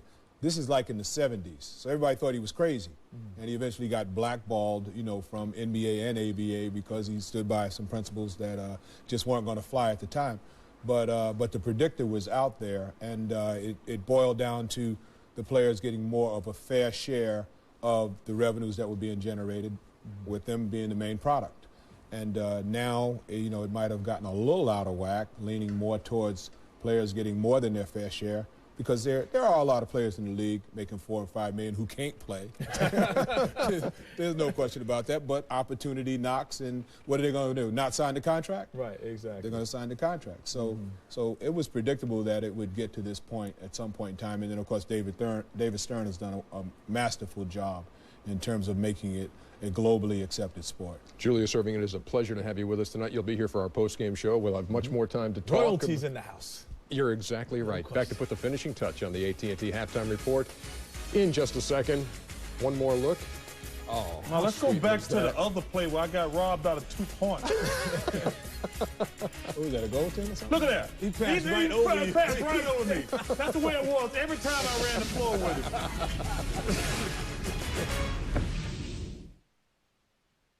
it. Watch Charlie Sheen and Chris Tucker in Money Talks Sunday night at 8 on TNT. Well, the hardest thing about being divorced is staying close to my daughter, Rachel. Being separated by 3 states is really difficult. He's my dad. I just have to be able to talk to him more. With AT&T Unlimited, you can talk to any AT&T residential long-distance customer for as long as you want. It's for $19.95 a month. He listens to me. I love him. He's so fun. It doesn't feel like 3 states anymore. Call 1-800-REACH-OUT. By Ocean's 11 now on DVD and video. You're either in or you're out. The guys you check the batteries? who took the house You're a thief and a liar. are coming to your house. Exactly. Ocean's 11. Buy it now on DVD and video. My whole family's on America Online. I write my mom a lot. She has AOL. I get to share pictures with my sisters. My brothers are on my buddy list. It's like a community. I keep in touch with my grandparents. Keeps us connected. It's the best thing we ever did. America Online. So easy to use, no wonder it's #1. Today we are asking ourselves a lot of questions. Esteban, the lights. Mr. Foley. Questions like, where will I go from here? What do I need to get there? Will I have help along the way? As we stand on the threshold of a bright future, there are answers, and the folks at Dell have them. They'll help you figure out exactly the PC that's right for you, all at a price no scholar can debate. So I say to you today, Carpe Dimension, seize the Dell!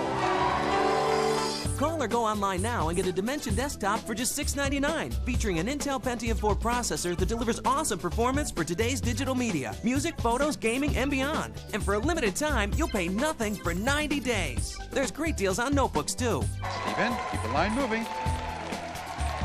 Easy to buy, easy to own, easy as Dell. Dell PCs use Intel Pentium 4 processors.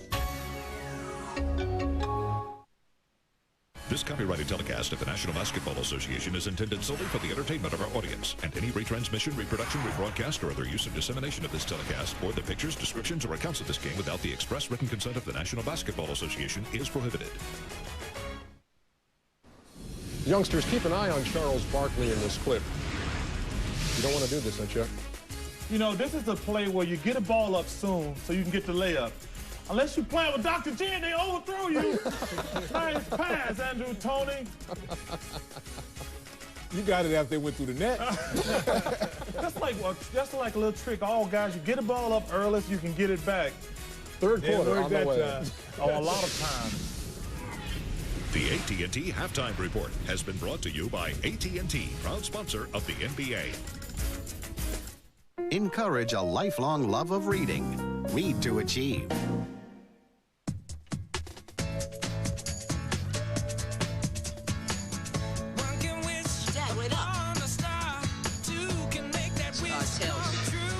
You pump. Yes. You pump. You pump. Aloha.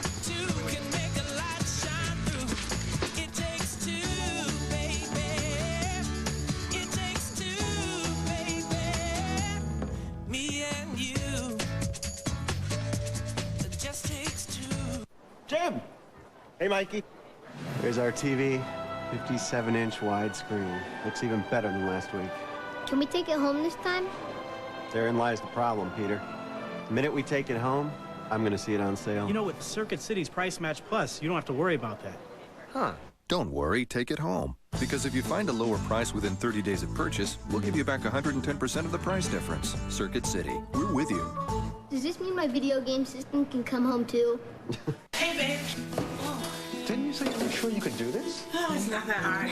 I'm not sure I can do this. It's not that hard. To get it to cover evenly, you have to blend the can. So you can't tell the difference in the wall. It's called mixing the batch. I'm a little afraid of yellow. Oh, you can't be afraid of yellow. I thought you said you were afraid of yellow. You can't be afraid of yellow. Wow! I thought you were afraid of this much color. You can't be afraid of yellow. Right? Right. Oh, baby! Is that you? Baby, you've changed. Nestle introduces the best tasting Baby Ruth ever with a tastier, softer center. America's baby just got better. Someday I'm gonna be a movie star. But right now, this is my only agent. So when my brother in Miami sends cash for rent, I just walk around the corner. When loved ones need to send or receive cash, location really is everything. I love L.A. The sun, the stars, and a Western Union agent location everywhere. Only Western Union has over 90,000 agent locations worldwide. This is the one place in town you can always count on for a happy ending. Western Union, the fastest way to send money worldwide. Bottom of the 12th. I should have used Preparation H. Cool it fast with Preparation H Cooling Gel. Cools on contact for fast relief. Preparation H Cooling Gel. Cools on contact.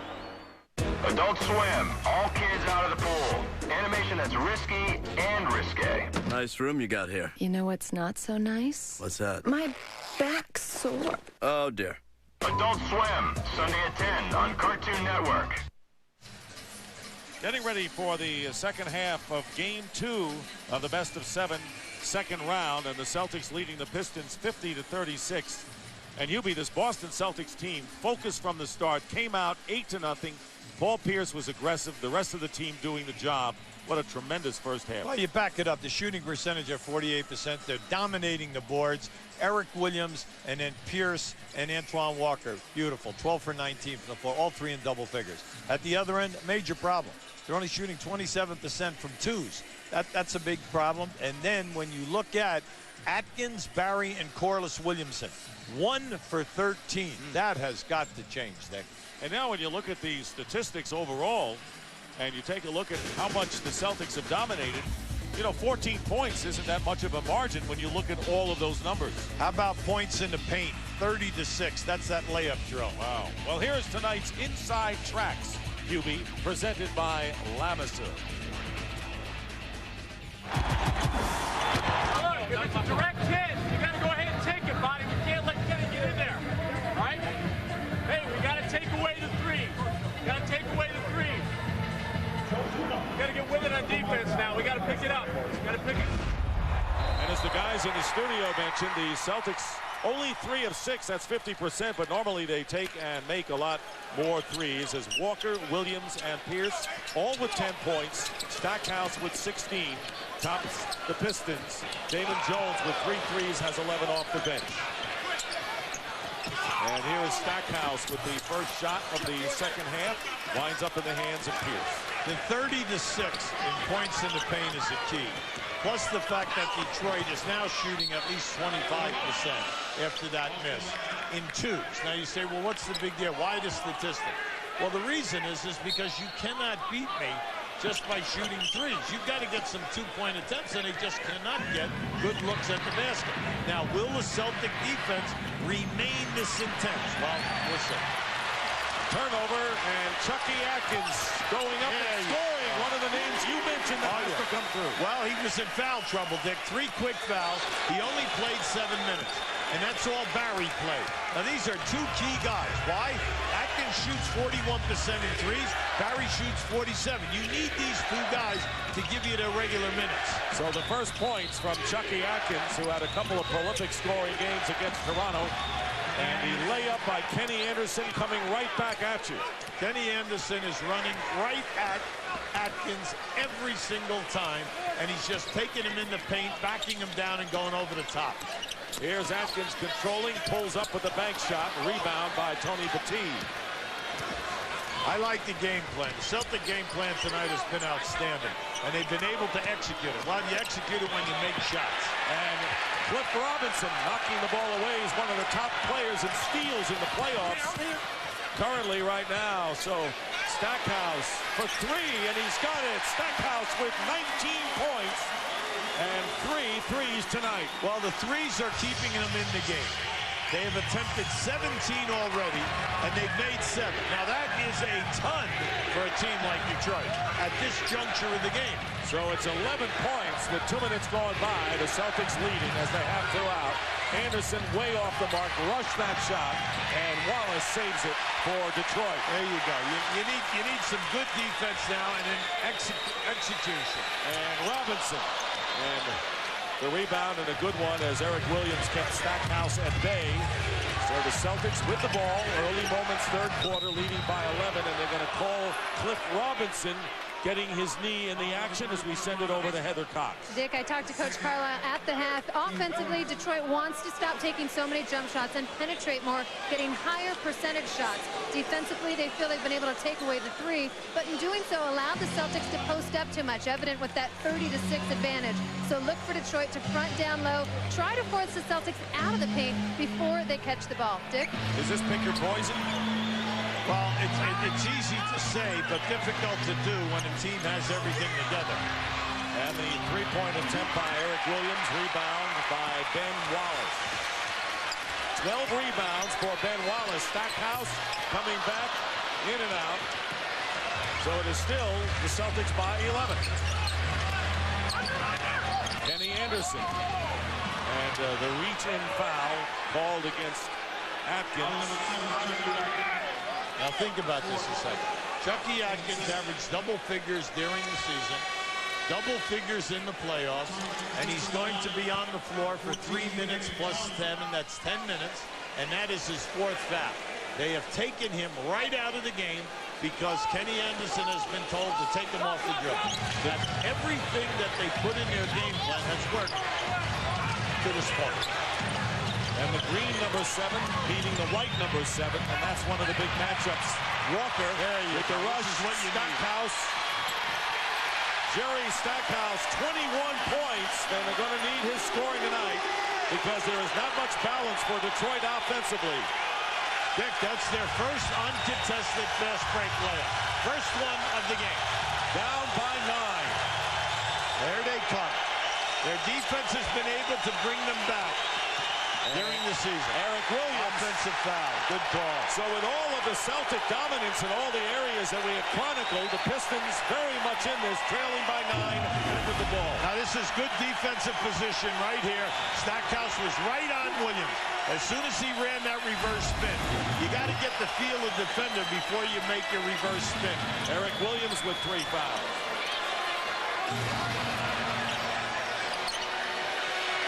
Curry going down to Ben Wallace. Wallace.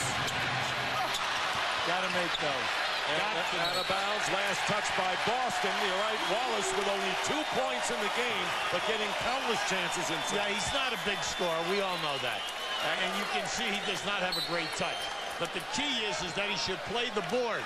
He's that close. Play the board and stop trying to put the ball in with a swish from that angle. That's a tough angle. Stackhouse at the free throw line, shooting over Pierce. Ill-advised. Pierce was in his face. He did not have a good look.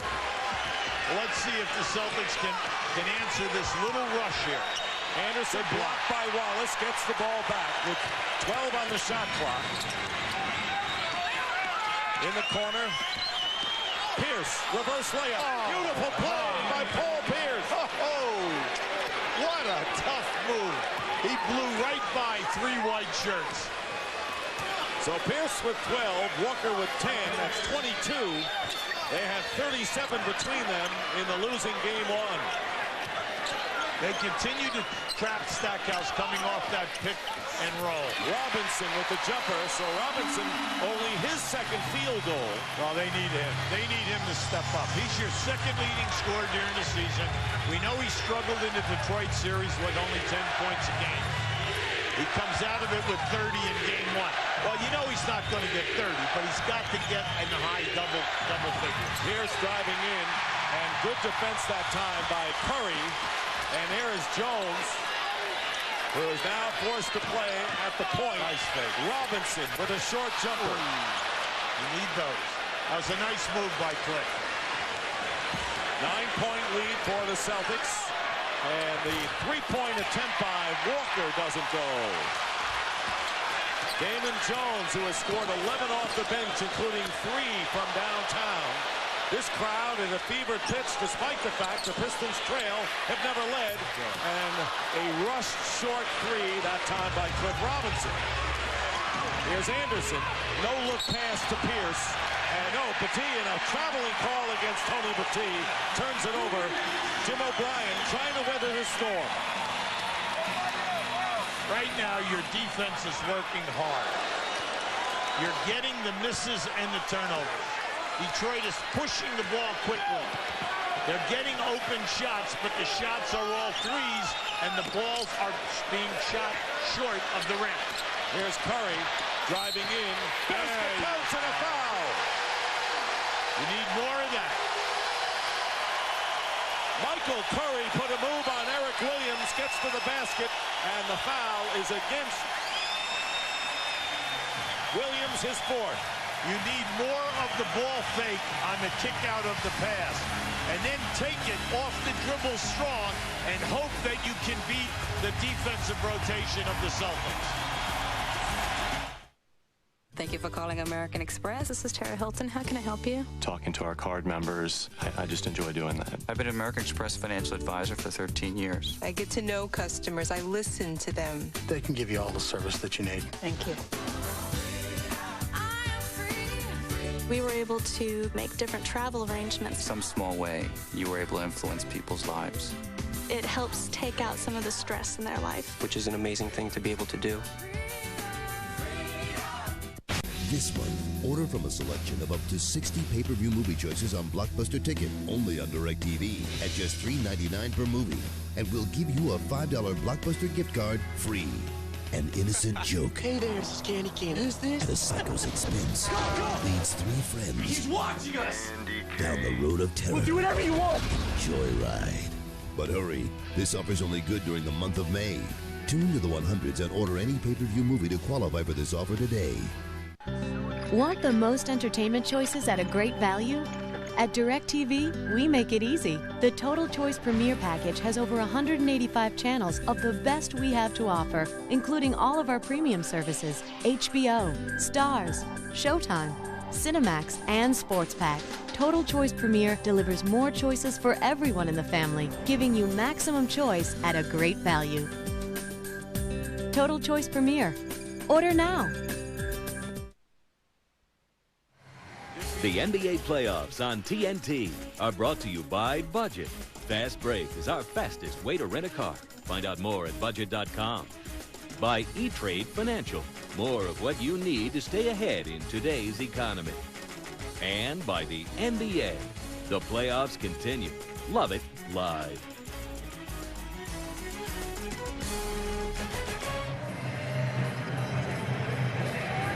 The Palace starting to come alive. Detroit making a run. And earlier tonight, Coach Carlisle became the first Piston coach of the year since Ray Scott received the award in 1974. He became just the 6th coach to win in his rookie campaign, joining some very elite company. But Carlisle told me that while he's honored to be with these 6, including Doc Rivers and Larry Bird, he said the guy he'd most like to join when the playoffs end is Pat Riley, the last coach to win the NBA title in his first playoff run.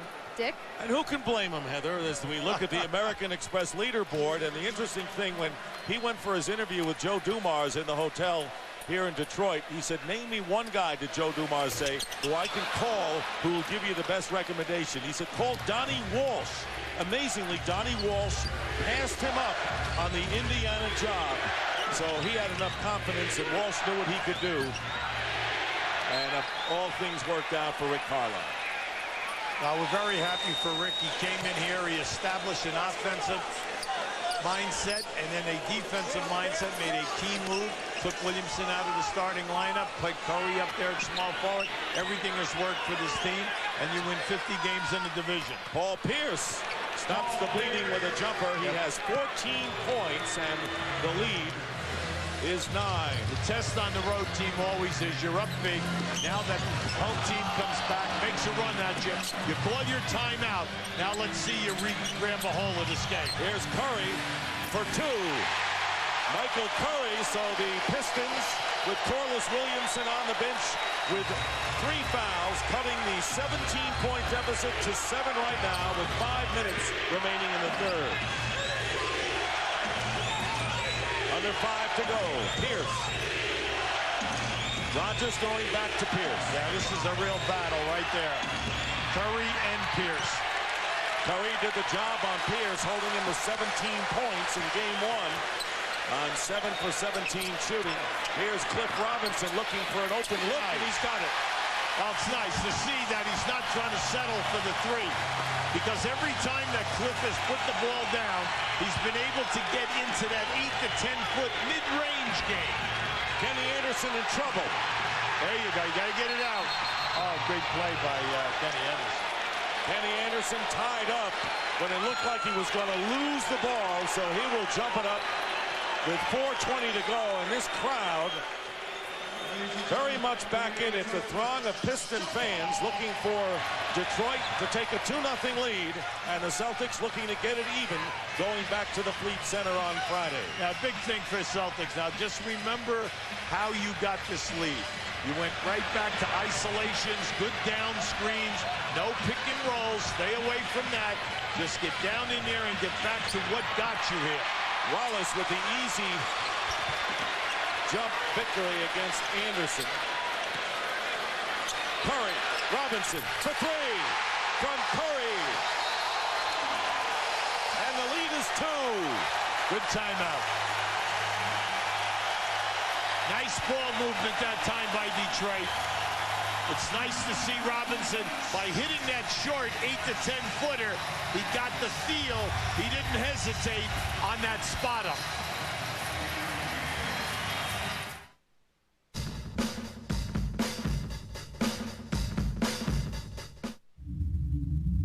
A leader on site meets the leader online.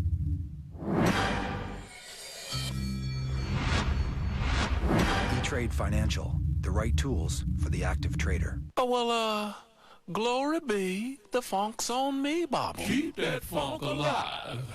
Keep that funk alive. Well, it's 1975, and we'll just be keeping the funk alive then.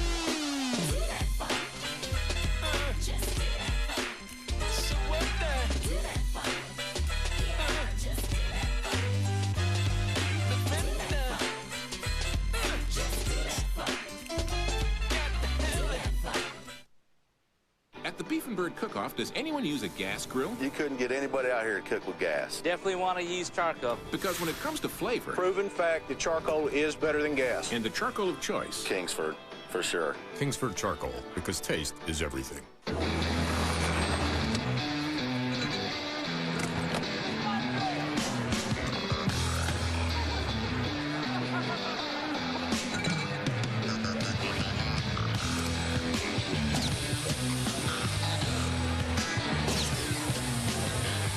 Smirnoff Ice Premium Malt Beverage, reminding you that if you're gonna drink, do whatever it takes to act responsibly.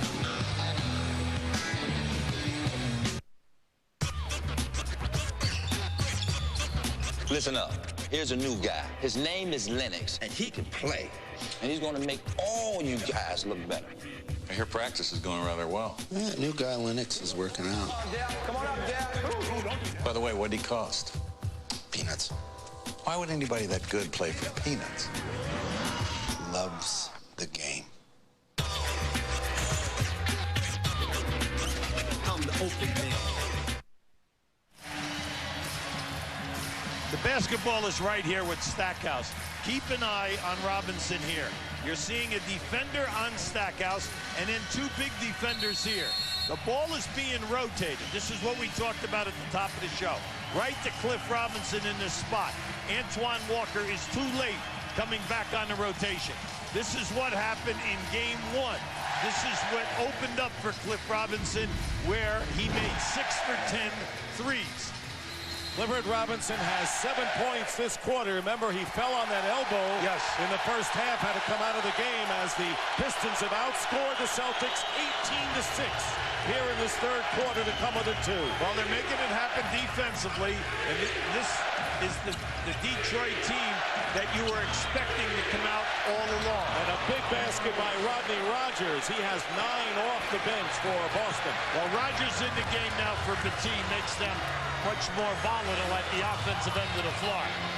Jones with Curry, Wallace, Robinson, and Stackhouse, and the scooping layup goes off the rim for Damon Jones, but he was fouled and will go to the line. Jones with 11 points and 3 3-pointers tonight. The personal is against Kenny Anderson.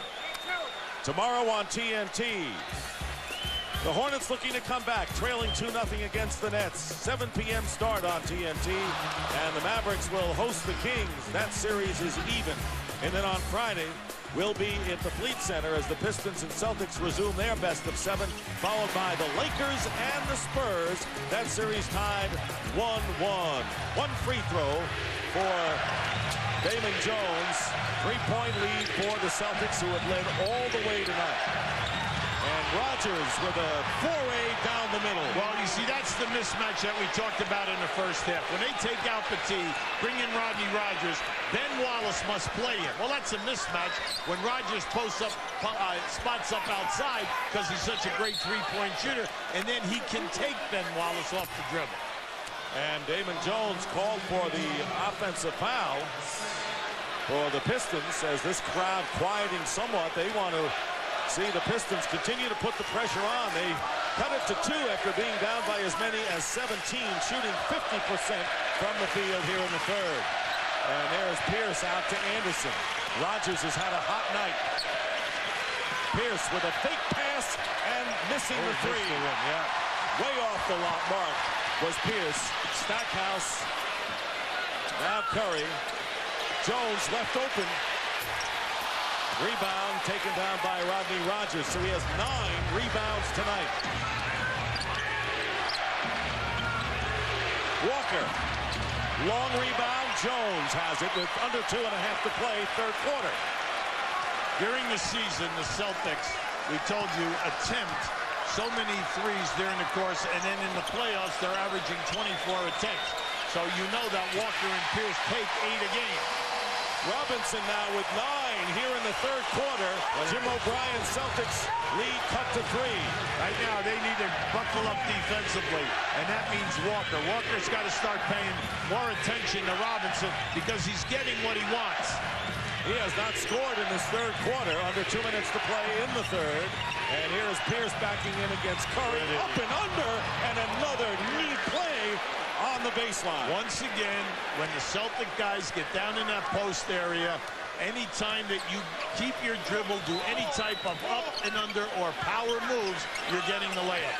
16 now for Pierce. Walker has not scored since the first quarter, and Stackhouse blanketed by Pierce, and the claiming double dribble, and I think that Pierce the ball was knocked out of his hand. The ball was knocked out of his hand. That's what the referee is saying. So again, here comes Kenny Anderson on the drive, and the foul is called. So, as you know, Atkins is on the bench with 4 fouls. Jones picks up number 3. Now, this is just a great move by Pierce. Watch the fake, and now he steps underneath and lays it up and in. He has just shown so many moves here this evening. Off the dribble, down in the post, taking it to the rim from 15 to 20 feet outside, and then the three-point game. Nearly a minute to go in the third. Eric Williams off the skip pass. With this guy. And Williams hitting the 3, has 13. Those are his first points here in the second half. And the lead is 8 for Boston. Eric Williams, 2 for 2 in threes. High double fade, really doing a great job. Robinson coming right back inside. 13 for Robinson, 9 in the quarter. And the stoppage of the clock. Well, we have to love what Cliff Robinson is doing here. I mean, this is incredible. I mean, you look at this and you say, well, where was he in that first half? How come he could not get unglued? He's making it look so easy right now. And the veteran of playoff wars just told the team to relax when it all started, because he has been now in 13 of them. 13 on the shot clock. Walker into Rodney Rogers with the lay-in. So Rogers now 13 off the bench and 9 rebounds, the only Celtic to score off the bench tonight. Yeah, see, that's what they did, where they missed the shots on Sunday. They forced the switch. Damon Jones on Rogers down inside. Well, he went strong and made the field goal. Robinson off the mark, and Wallace can't control it out of bounds. It will go over to Boston, who can play for the last shot. Yeah, see, Ben Wallace very upset. He thought the ball was hit out of his hand, or he thought he was hit where he lost control of the basketball to go out of bounds. Shot clock off, of course, and the Celtics with Kenny Anderson out to Walker. Long-range Walker.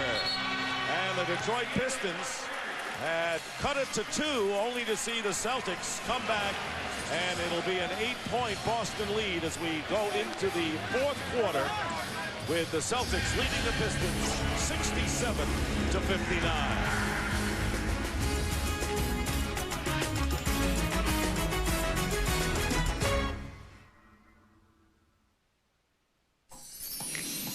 The NBA and WNBA continue to write new chapters to the Read to Achieve story. Okay. Let's read. With each turn of the page, players and coaches are encouraging families to open a book with their children. You like this book? All right. And by donating computers and books to create reading and learning centers, the NBA is helping kids develop a lifelong love of reading. Read to Achieve! Be a part of the success and Read to Achieve. Sorry, I got that receipt in here somewhere. Driver's license, bus transfer, $1 off fish sticks. Actually? Floss. Just in case. Movie stub, mint. Actually, we keep everything right here, just in case. Right. Just in case. People lose stuff. That's why we can store purchase and warranty information automatically, so you won't have to search anymore. Circuit City, we're with you. Floss? Who flosses anyway? I floss. I floss too.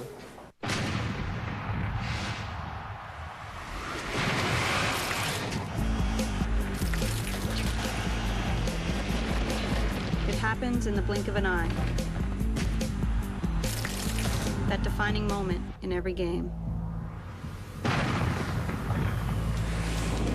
When that moment comes, will you have ice in your veins?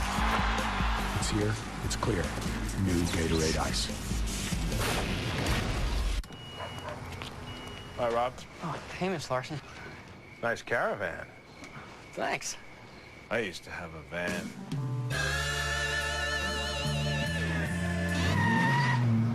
I can't believe my dad let you drive the Viper. Yeah, what got into him?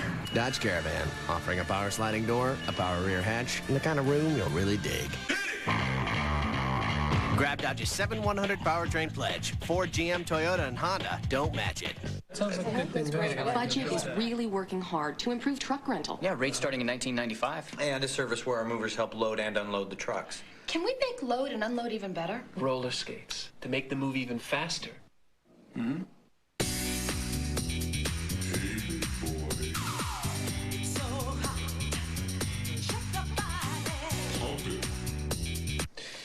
They don't need roller skates. Yeah, no, not roller skates, but load and unload. I think is that your idea? That's a terrific idea.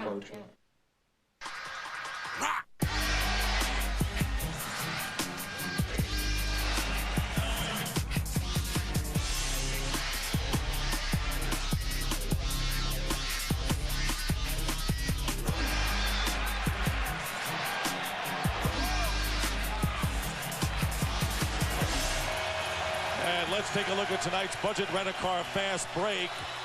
Check the points in the paint, 40-14. The Celtics even added to their margin in that third quarter, and paced by Paul Pierce, who has 16 points tonight.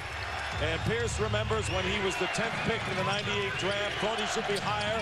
He wrote down the teams who did not draft him, the players drafted ahead of him, served his motivation, and has come back big. And here is Kenny Anderson after the double team, misses the shot. John Barry saves it. It's Barry, Robinson, Curry, Corliss Williamson in the lineup, along with Damon Jones.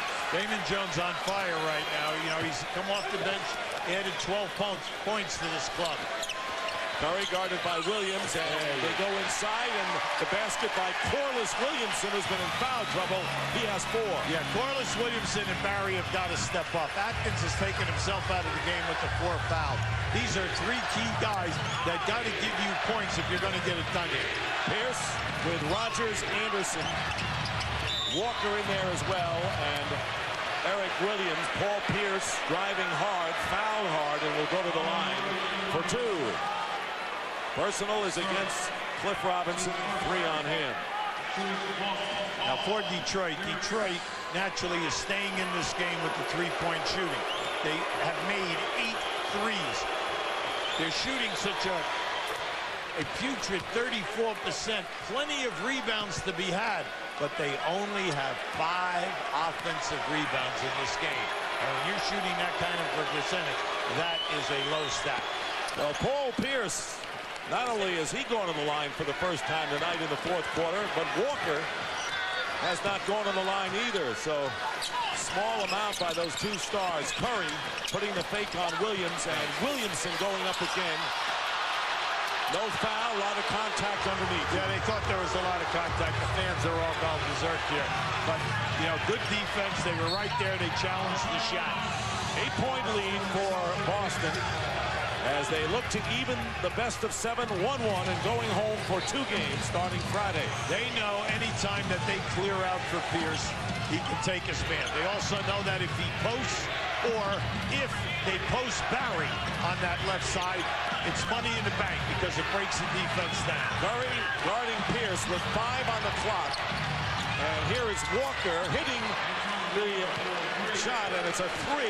So Walker with his first point since the first quarter of this game, and the Celtics are up again by double digits. They're up by 11. See, Pierce that time suckered the defense into the trap, and an excellent ball movement. And here is Damon Jones finding Barry for 3. There you go. John Barry, 2nd in the league this year in 3-point percentage. Yeah, he shoots it at 47, had a great first round. He and Williamson off the bench night in and night out were terrific. He needed that for himself to get going here tonight. And a Piston foul with just under 10 minutes remaining in the 4th quarter. Michael Curry with his 2nd personal foul, 2nd team foul on Detroit. These teams, long playoff history. They played 6 times. Celtics won the first 3 series. Detroit has won the last 3. And they're going to get Curry defending and called for the foul against Pierce. So 2 in a row on him. Yeah, Curry is really fighting, Paul, to get the catch, and it's forcing him far out. Now, some people will look at this and say, hey, that's offensive foul because he's backing him down. If Curry would try to hold him there with his forearm in his lower back, he might be able to get a better strength factor on him. Well, this time Pierce just turns around and fires. And Pierce now with 20 points, so only in game 1 has he had less than 20 in the playoffs. Pass inside, trying to gather the loose ball was Williamson, and Curry from the perimeter. The rebound, Rodney Rogers, who has 10. Williamson has got to come out of it because they need his points. Pierce driving in and blocked, and the foul. Clifford Robinson looked like he had some of the ball, but they're going to call the foul. As both Barry and Robinson there, it's on John Barry. Now this is just a strong move by Pierce to the basket. See, as they go up here right now, but they get him with the body. So yeah, sure they blocked the shot. Both defenders who went for the shot block caught him with the body. So Pierce shooting 2, and right now let's take a look at the TNT Original Series Witchblade. This June, New York's toughest cop is back. Witchblade. See the 2-hour season premiere, Sunday, June 16th at 8 on TNT. Pierce makes both free throws. Tony Battie back in the Boston lineup. And Antoine Walker going out, having scored 13. Celtics by 12, and it looks like they weathered that initial third-quarter storm. Absolutely. They're just playing a very solid game here tonight. Barry will pass to Jones for three. Air ball. And the air ball. Barry had a chance for three there. Yeah, see, they still cannot get that second chance opportunity. They just cannot keep the ball alive. Again, Pierce, played by Curry. This guy's so tough.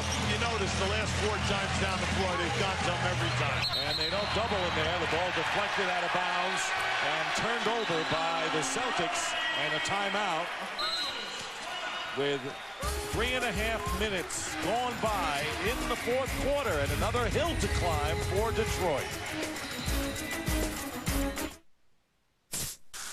2 points is 2 points. Don't be a show-off. I don't care if you slam dunk. I don't care if you shoot a layup. 2 points is 2 points. All you gotta do is take a short shot, box out, rebound. You ain't got to dunk on everybody. Forget about the theatrics. All you getting for that is two. You ain't scored 2 points your whole life. Who you gonna listen to? How about yourself? Obey your thirst. Sprite. Hey, yo, Kobe, you think you getting some tickets? Courtside? Yeah. Come on. Experience NBA.com on America Online. See the best action shots and off-the-court photos every night at America Online. Keyword NBA.com.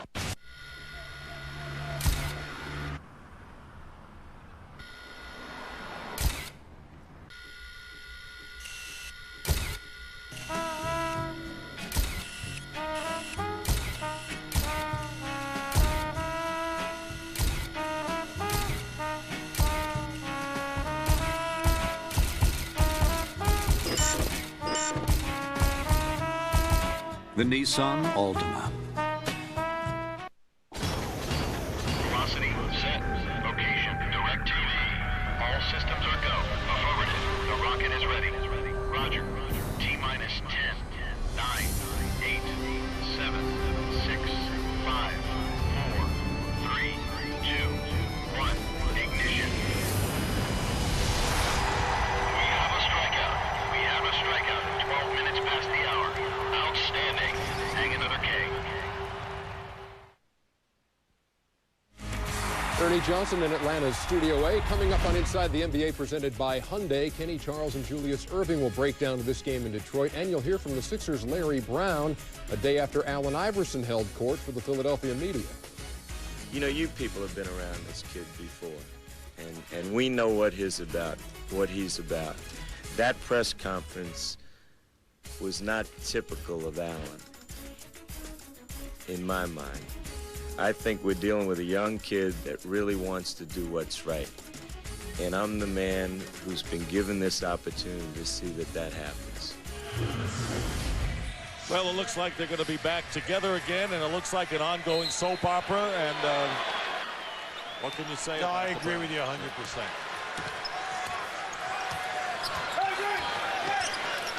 Here is Atkins back in the game, playing with 4 personal fouls. Atkins working his way in the lane. Tony Delk has come in for Boston, the rebound by Pierce, so it's Pierce with Battie, Tony Delk, Antoine Walker, and Eric Williams. The Celtics have just pulled their necks, regrouped, and have just taken over this game and got right back into what they were doing and doing well. Now, Paul Pierce is saying, he yelled at Bernie Fryer.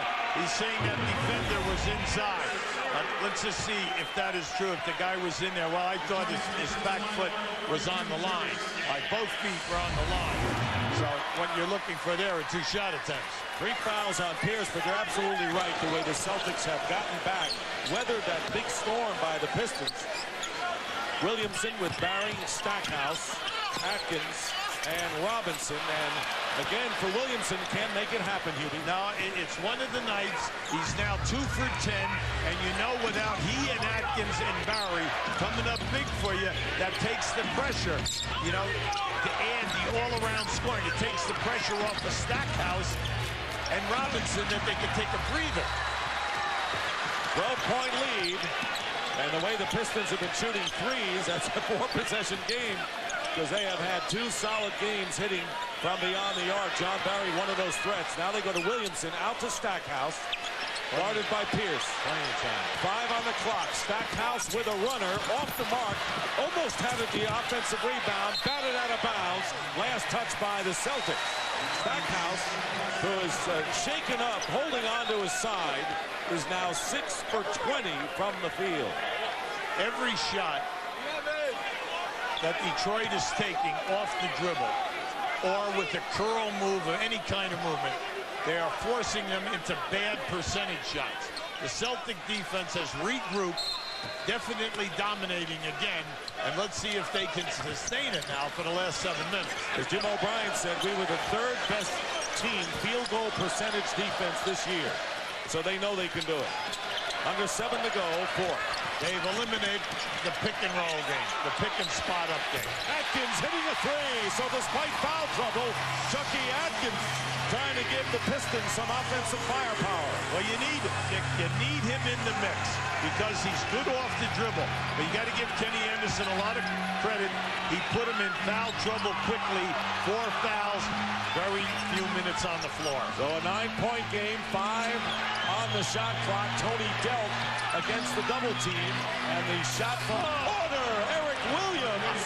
Eric Williams, and if this were coming with 2 minutes to go, I'd say it would be a dagger in the heart. How about this? He's 3 for 4 in threes. And you say, well, we want him to shoot the 3. Well, that's some out of playoff time. He's making them in the playoffs. With 1 second on the shot clock, no doubt. And here is Clifford Robinson with the 3-point attempt, and the Celtics leading by 12, under 6 to go, 4th quarter. Pierce guarded by Jerry Stackhouse. Finding the open man, dealt off the mark. And Robinson boxing out Petit for the rebound. You know that you can slow the game down, run seconds off the clock, just by clearing out Pierce on that left side. You can control and have clock management all in your favor. Plus, you know he'll eventually be double teamed, and you are going to get an open shot. Tonight on Robo Bash, we got 5-time world champion and Victor.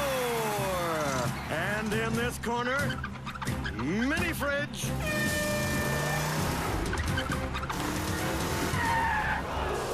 Todd, what is it?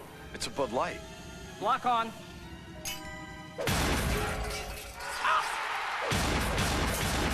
With a great taste that won't fill you up and never lets you down, make it a Bud Light. Oh, no mercy! See, it's cool. Come on, let's go.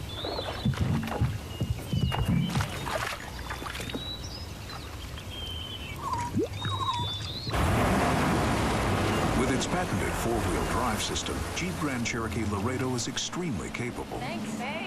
But still as well-mannered as ever. What a gentleman. Now get our 7-year, 100,000-mile powertrain pledge on the most award-winning brand of 4x4s. Jeep, there's only one. Next week, the history of parsley. Hey, Teach, I'm not sure why I got 29 wrong. Number 29. How can one use tofu to make a lighter dish? You wrote, I can trade it in for chicken. Shrimp? The Friday's take on eating light? It should never be light on taste. So try our new pecan-crusted chicken salad. Eat what you love where you eat at Fridays. They have defied the skeptics, rising above injuries and questions about their future. Now, the Charlotte Hornets are focused on only one thing: an NBA championship.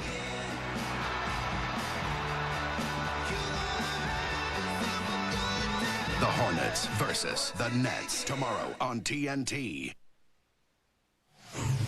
For the Celtics, it's been so far a wire-to-wire game. They're leading by 12 points. And the impression you get is that everything that the Pistons have done tonight has been labored, and everything the Celtics have done has looked so fluid. Absolutely, Dick, 100%. I like the game plan of the Celtics. Plus, we said at the top, Rogers and Petit gave them nothing in game one. Tonight, between the two guys, 19 points at that center position. That was not there in game one.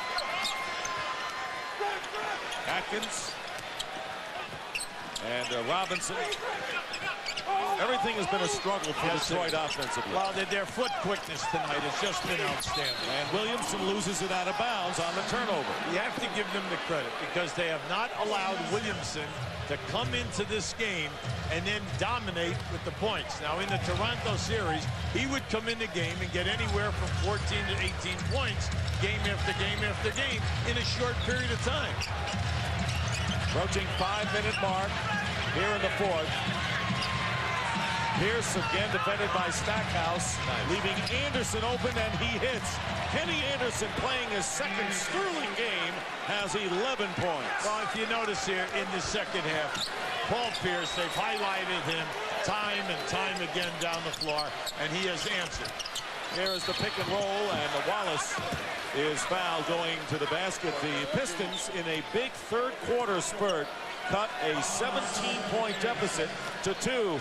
But that is where it ended for Rick Carlisle's Pistons, and the Celtics steadied the ship and have now opened up a 14-point lead with Wallace on the line. Well, that's when the emphasis of Paul Pierce happened. The timeout, they came out of the timeout, and then they emphasized Pierce time and time and time again. He made 3 field goals out of 4 possessions. Then all of a sudden, another timeout happened at the Detroit end. And now, if you notice, he once again is in charge of this game. Lane violation, and so Wallace, who missed the second free throw, will go back to the line for another chance. Well, you know that every time Ben Wallace gets the ball in a dunking situation, the Celtics are going to foul him. He's a 42% free throw shooter for the year. They're going to force him to make the foul shots and not give him the dunk attempt. And he misses this one. Walker the rebound. Another key moment moments ago after Atkins hit the 3 to cut it to 9. Eric Williams came back right away with a 3. Eric Williams has 3 threes tonight. Just big-time points. Oh, bad turnover. Walker turned it over and committed the blocking foul. So the Celtics, who had not committed a team foul until the last few moments, now have picked up 2. Walker with his 3rd personal. And now to the end of this game, 4.5 minutes, plus in their preparation for the game on Friday night. Detroit has got to figure out how they're going to get good looks at the basket inside of this 3-point line, and then how are they going to get second shot attempts if they are going to continue to shoot a percentage under 35. You would think with Robinson and Wallace, they would get a bundle of those. Well, offensive rebounding is always dictated by where your players are, your front court players, when that shot goes up. Do they have an opportunity to get to the board? Walker fouled by Williamson. Corliss Williamson, the NBA 6th man of the year, and struggling tonight with 4 personals and only 4 points on a night the Pistons sorely needed his offensive prowess. You look at Corliss Williamson's game. During the year, half a game, would come in, shoot over 50%, get you 5-6 rebounds. First round of the playoffs, he came in 26 minutes a game, did exactly the same thing. 14 points, 5-6 rebounds, shot over 50%. Tonight, he struggled. Celtics by 15, and this crowd senses that the Boston Celtics will even this series as Stackhouse drives in, fouled by Tony Petit. And the Celtics, and again, we've got to go back to how they had to play game 1, less than 48 hours after a emotional and dramatic win at the Fleet Center against the 76ers. That's why we use that at the top of the show. Any time that you coach in this league and you win a series on a Friday night, you're playing a Sunday afternoon television game. The pressure on your staff to prepare only one practice, travel, and then play either a 12:30 or a 3 o'clock game. Your players are still on a high about winning and closing out that first round series. You've got to get their minds back into the game. It is a struggle for a staff and the players themselves. 10 on the shot clock. Pierce driving in. Good defense by Stackhouse, challenging him all the way. And Atkins with 3.5 minutes to go. Nice. And a three by Stackhouse. So 25 points. Stackhouse hitting 4 from beyond the arc. And it cuts the lead to 11. And the Celtics in no hurry with 3 minutes and 18 to go. Kenny Anderson using a screen from Walker, but he gets a new clock. Yeah, that's exactly right, Dick. He knew that he shot that short. He was running into the lane for the rebound. And then you just back it out, you run some clock. The clock is your friend. The big thing is do not stop the clock. And there is Eric Williams on the rebound. So Eric Williams coming in unblocked, getting the lay-in. And again, a 13-point lead as Rick Carlisle calls a timeout. Time running out. Eric Williams with a career playoff high, 18 points this evening. This weekend, get into the drama on TNT. Saturday night at 8, watch Major League. And Sunday night at 8, don't miss Money Talks. It all starts this Saturday night at 8, only on TNT.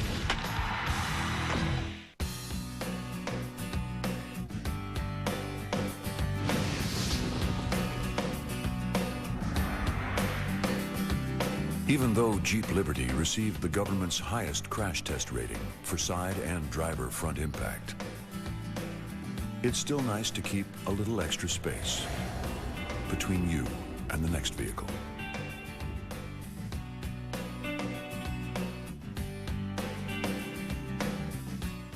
The power of movies. With the power of DirecTV, the Stars Super PAC, #1 in new hit movies. The power of 12 different movie channels for $12 or less a month. Over 600 movies each month. The best movie value on DirecTV. Call 1-800-DirecTV. Get the best movie value on DirecTV with the Stars Super PAC. If you love the WNBA, then you can't miss this special offer. Now you can order WNBA Season Pass on DirecTV at the special early bird price of just $39 or 2 payments of $19.50. With WNBA Season Pass, you can see up to 80 out-of-market regular season games. Just call 1-800-GET-SPORTS to order now. With WNBA Season Pass, you'll see all of the players and the teams that you want to watch. So don't miss this special early bird offer. Call 1-800-GET-SPORTS to order now. Under 3 minutes remaining, the Celtics leading 85-72. Coming up on Inside the NBA, Ernie Johnson, Kenny the Jet Smith, Charles Barkley, and the special guest, Dr. J. Julius Erving will be in the studio to bring you post-game coverage and the latest in the Philadelphia story. A former great movie in the 30s and a current soap opera with Allen Iverson and Larry Brown. 2:45 remaining, and Jerry Stackhouse guarded by Pierce.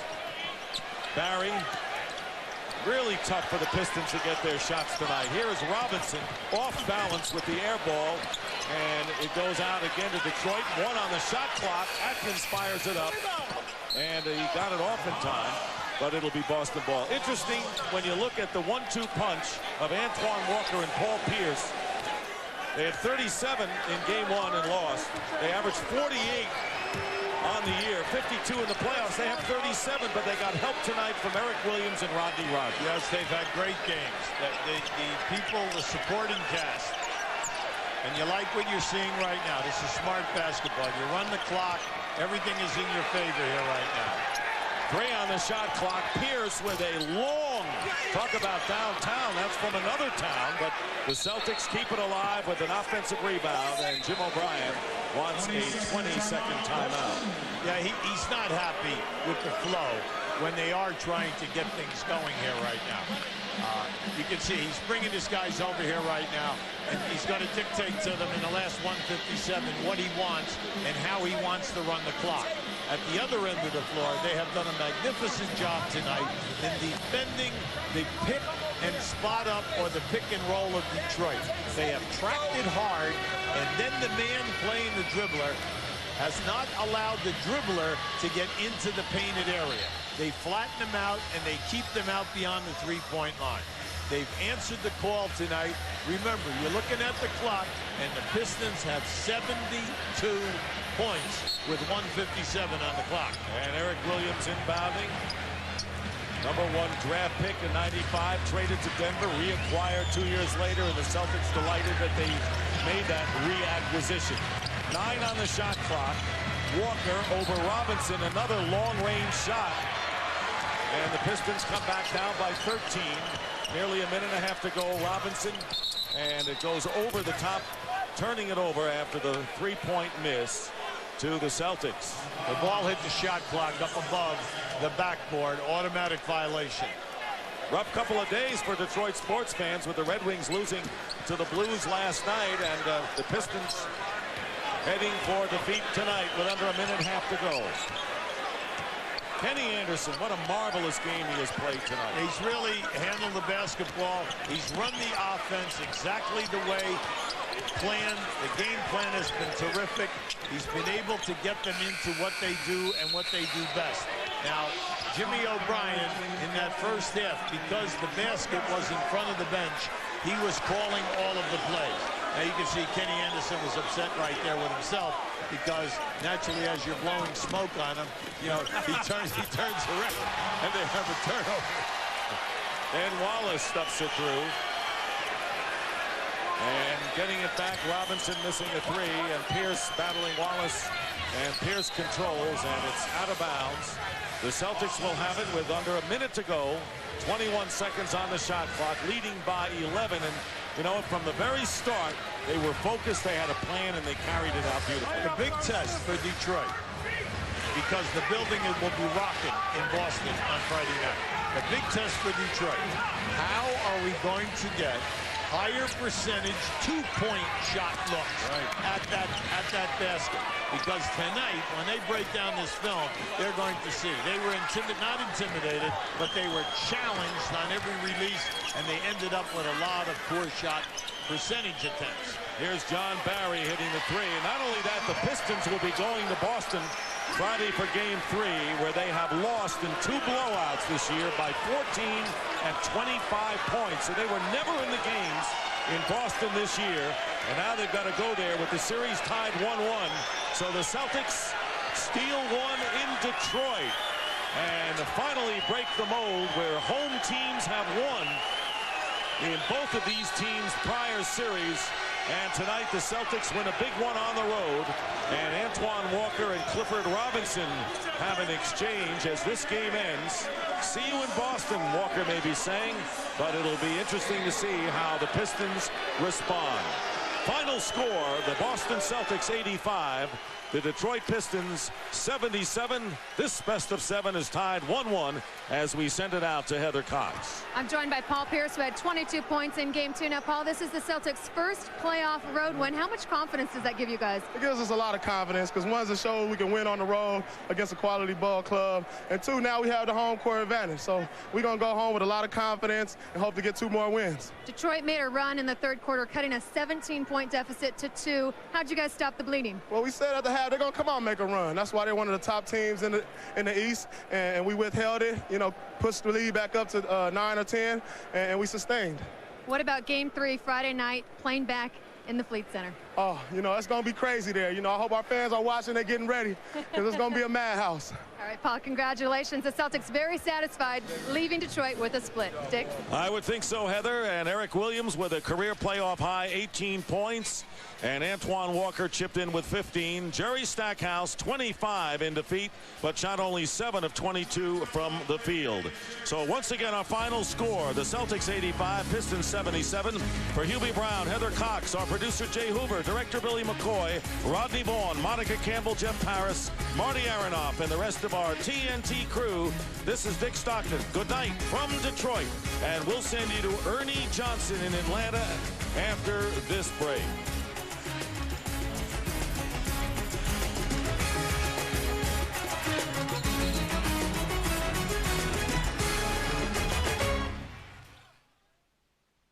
Hey, you want to see how powerful Sunkiss really is? Watch this. Oh, girls.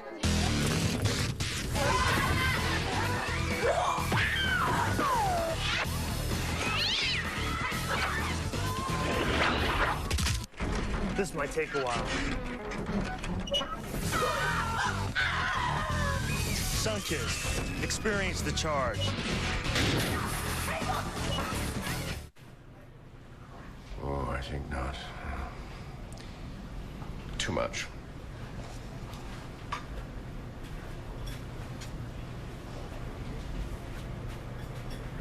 What is that? It's a triple-decker. I stacked it.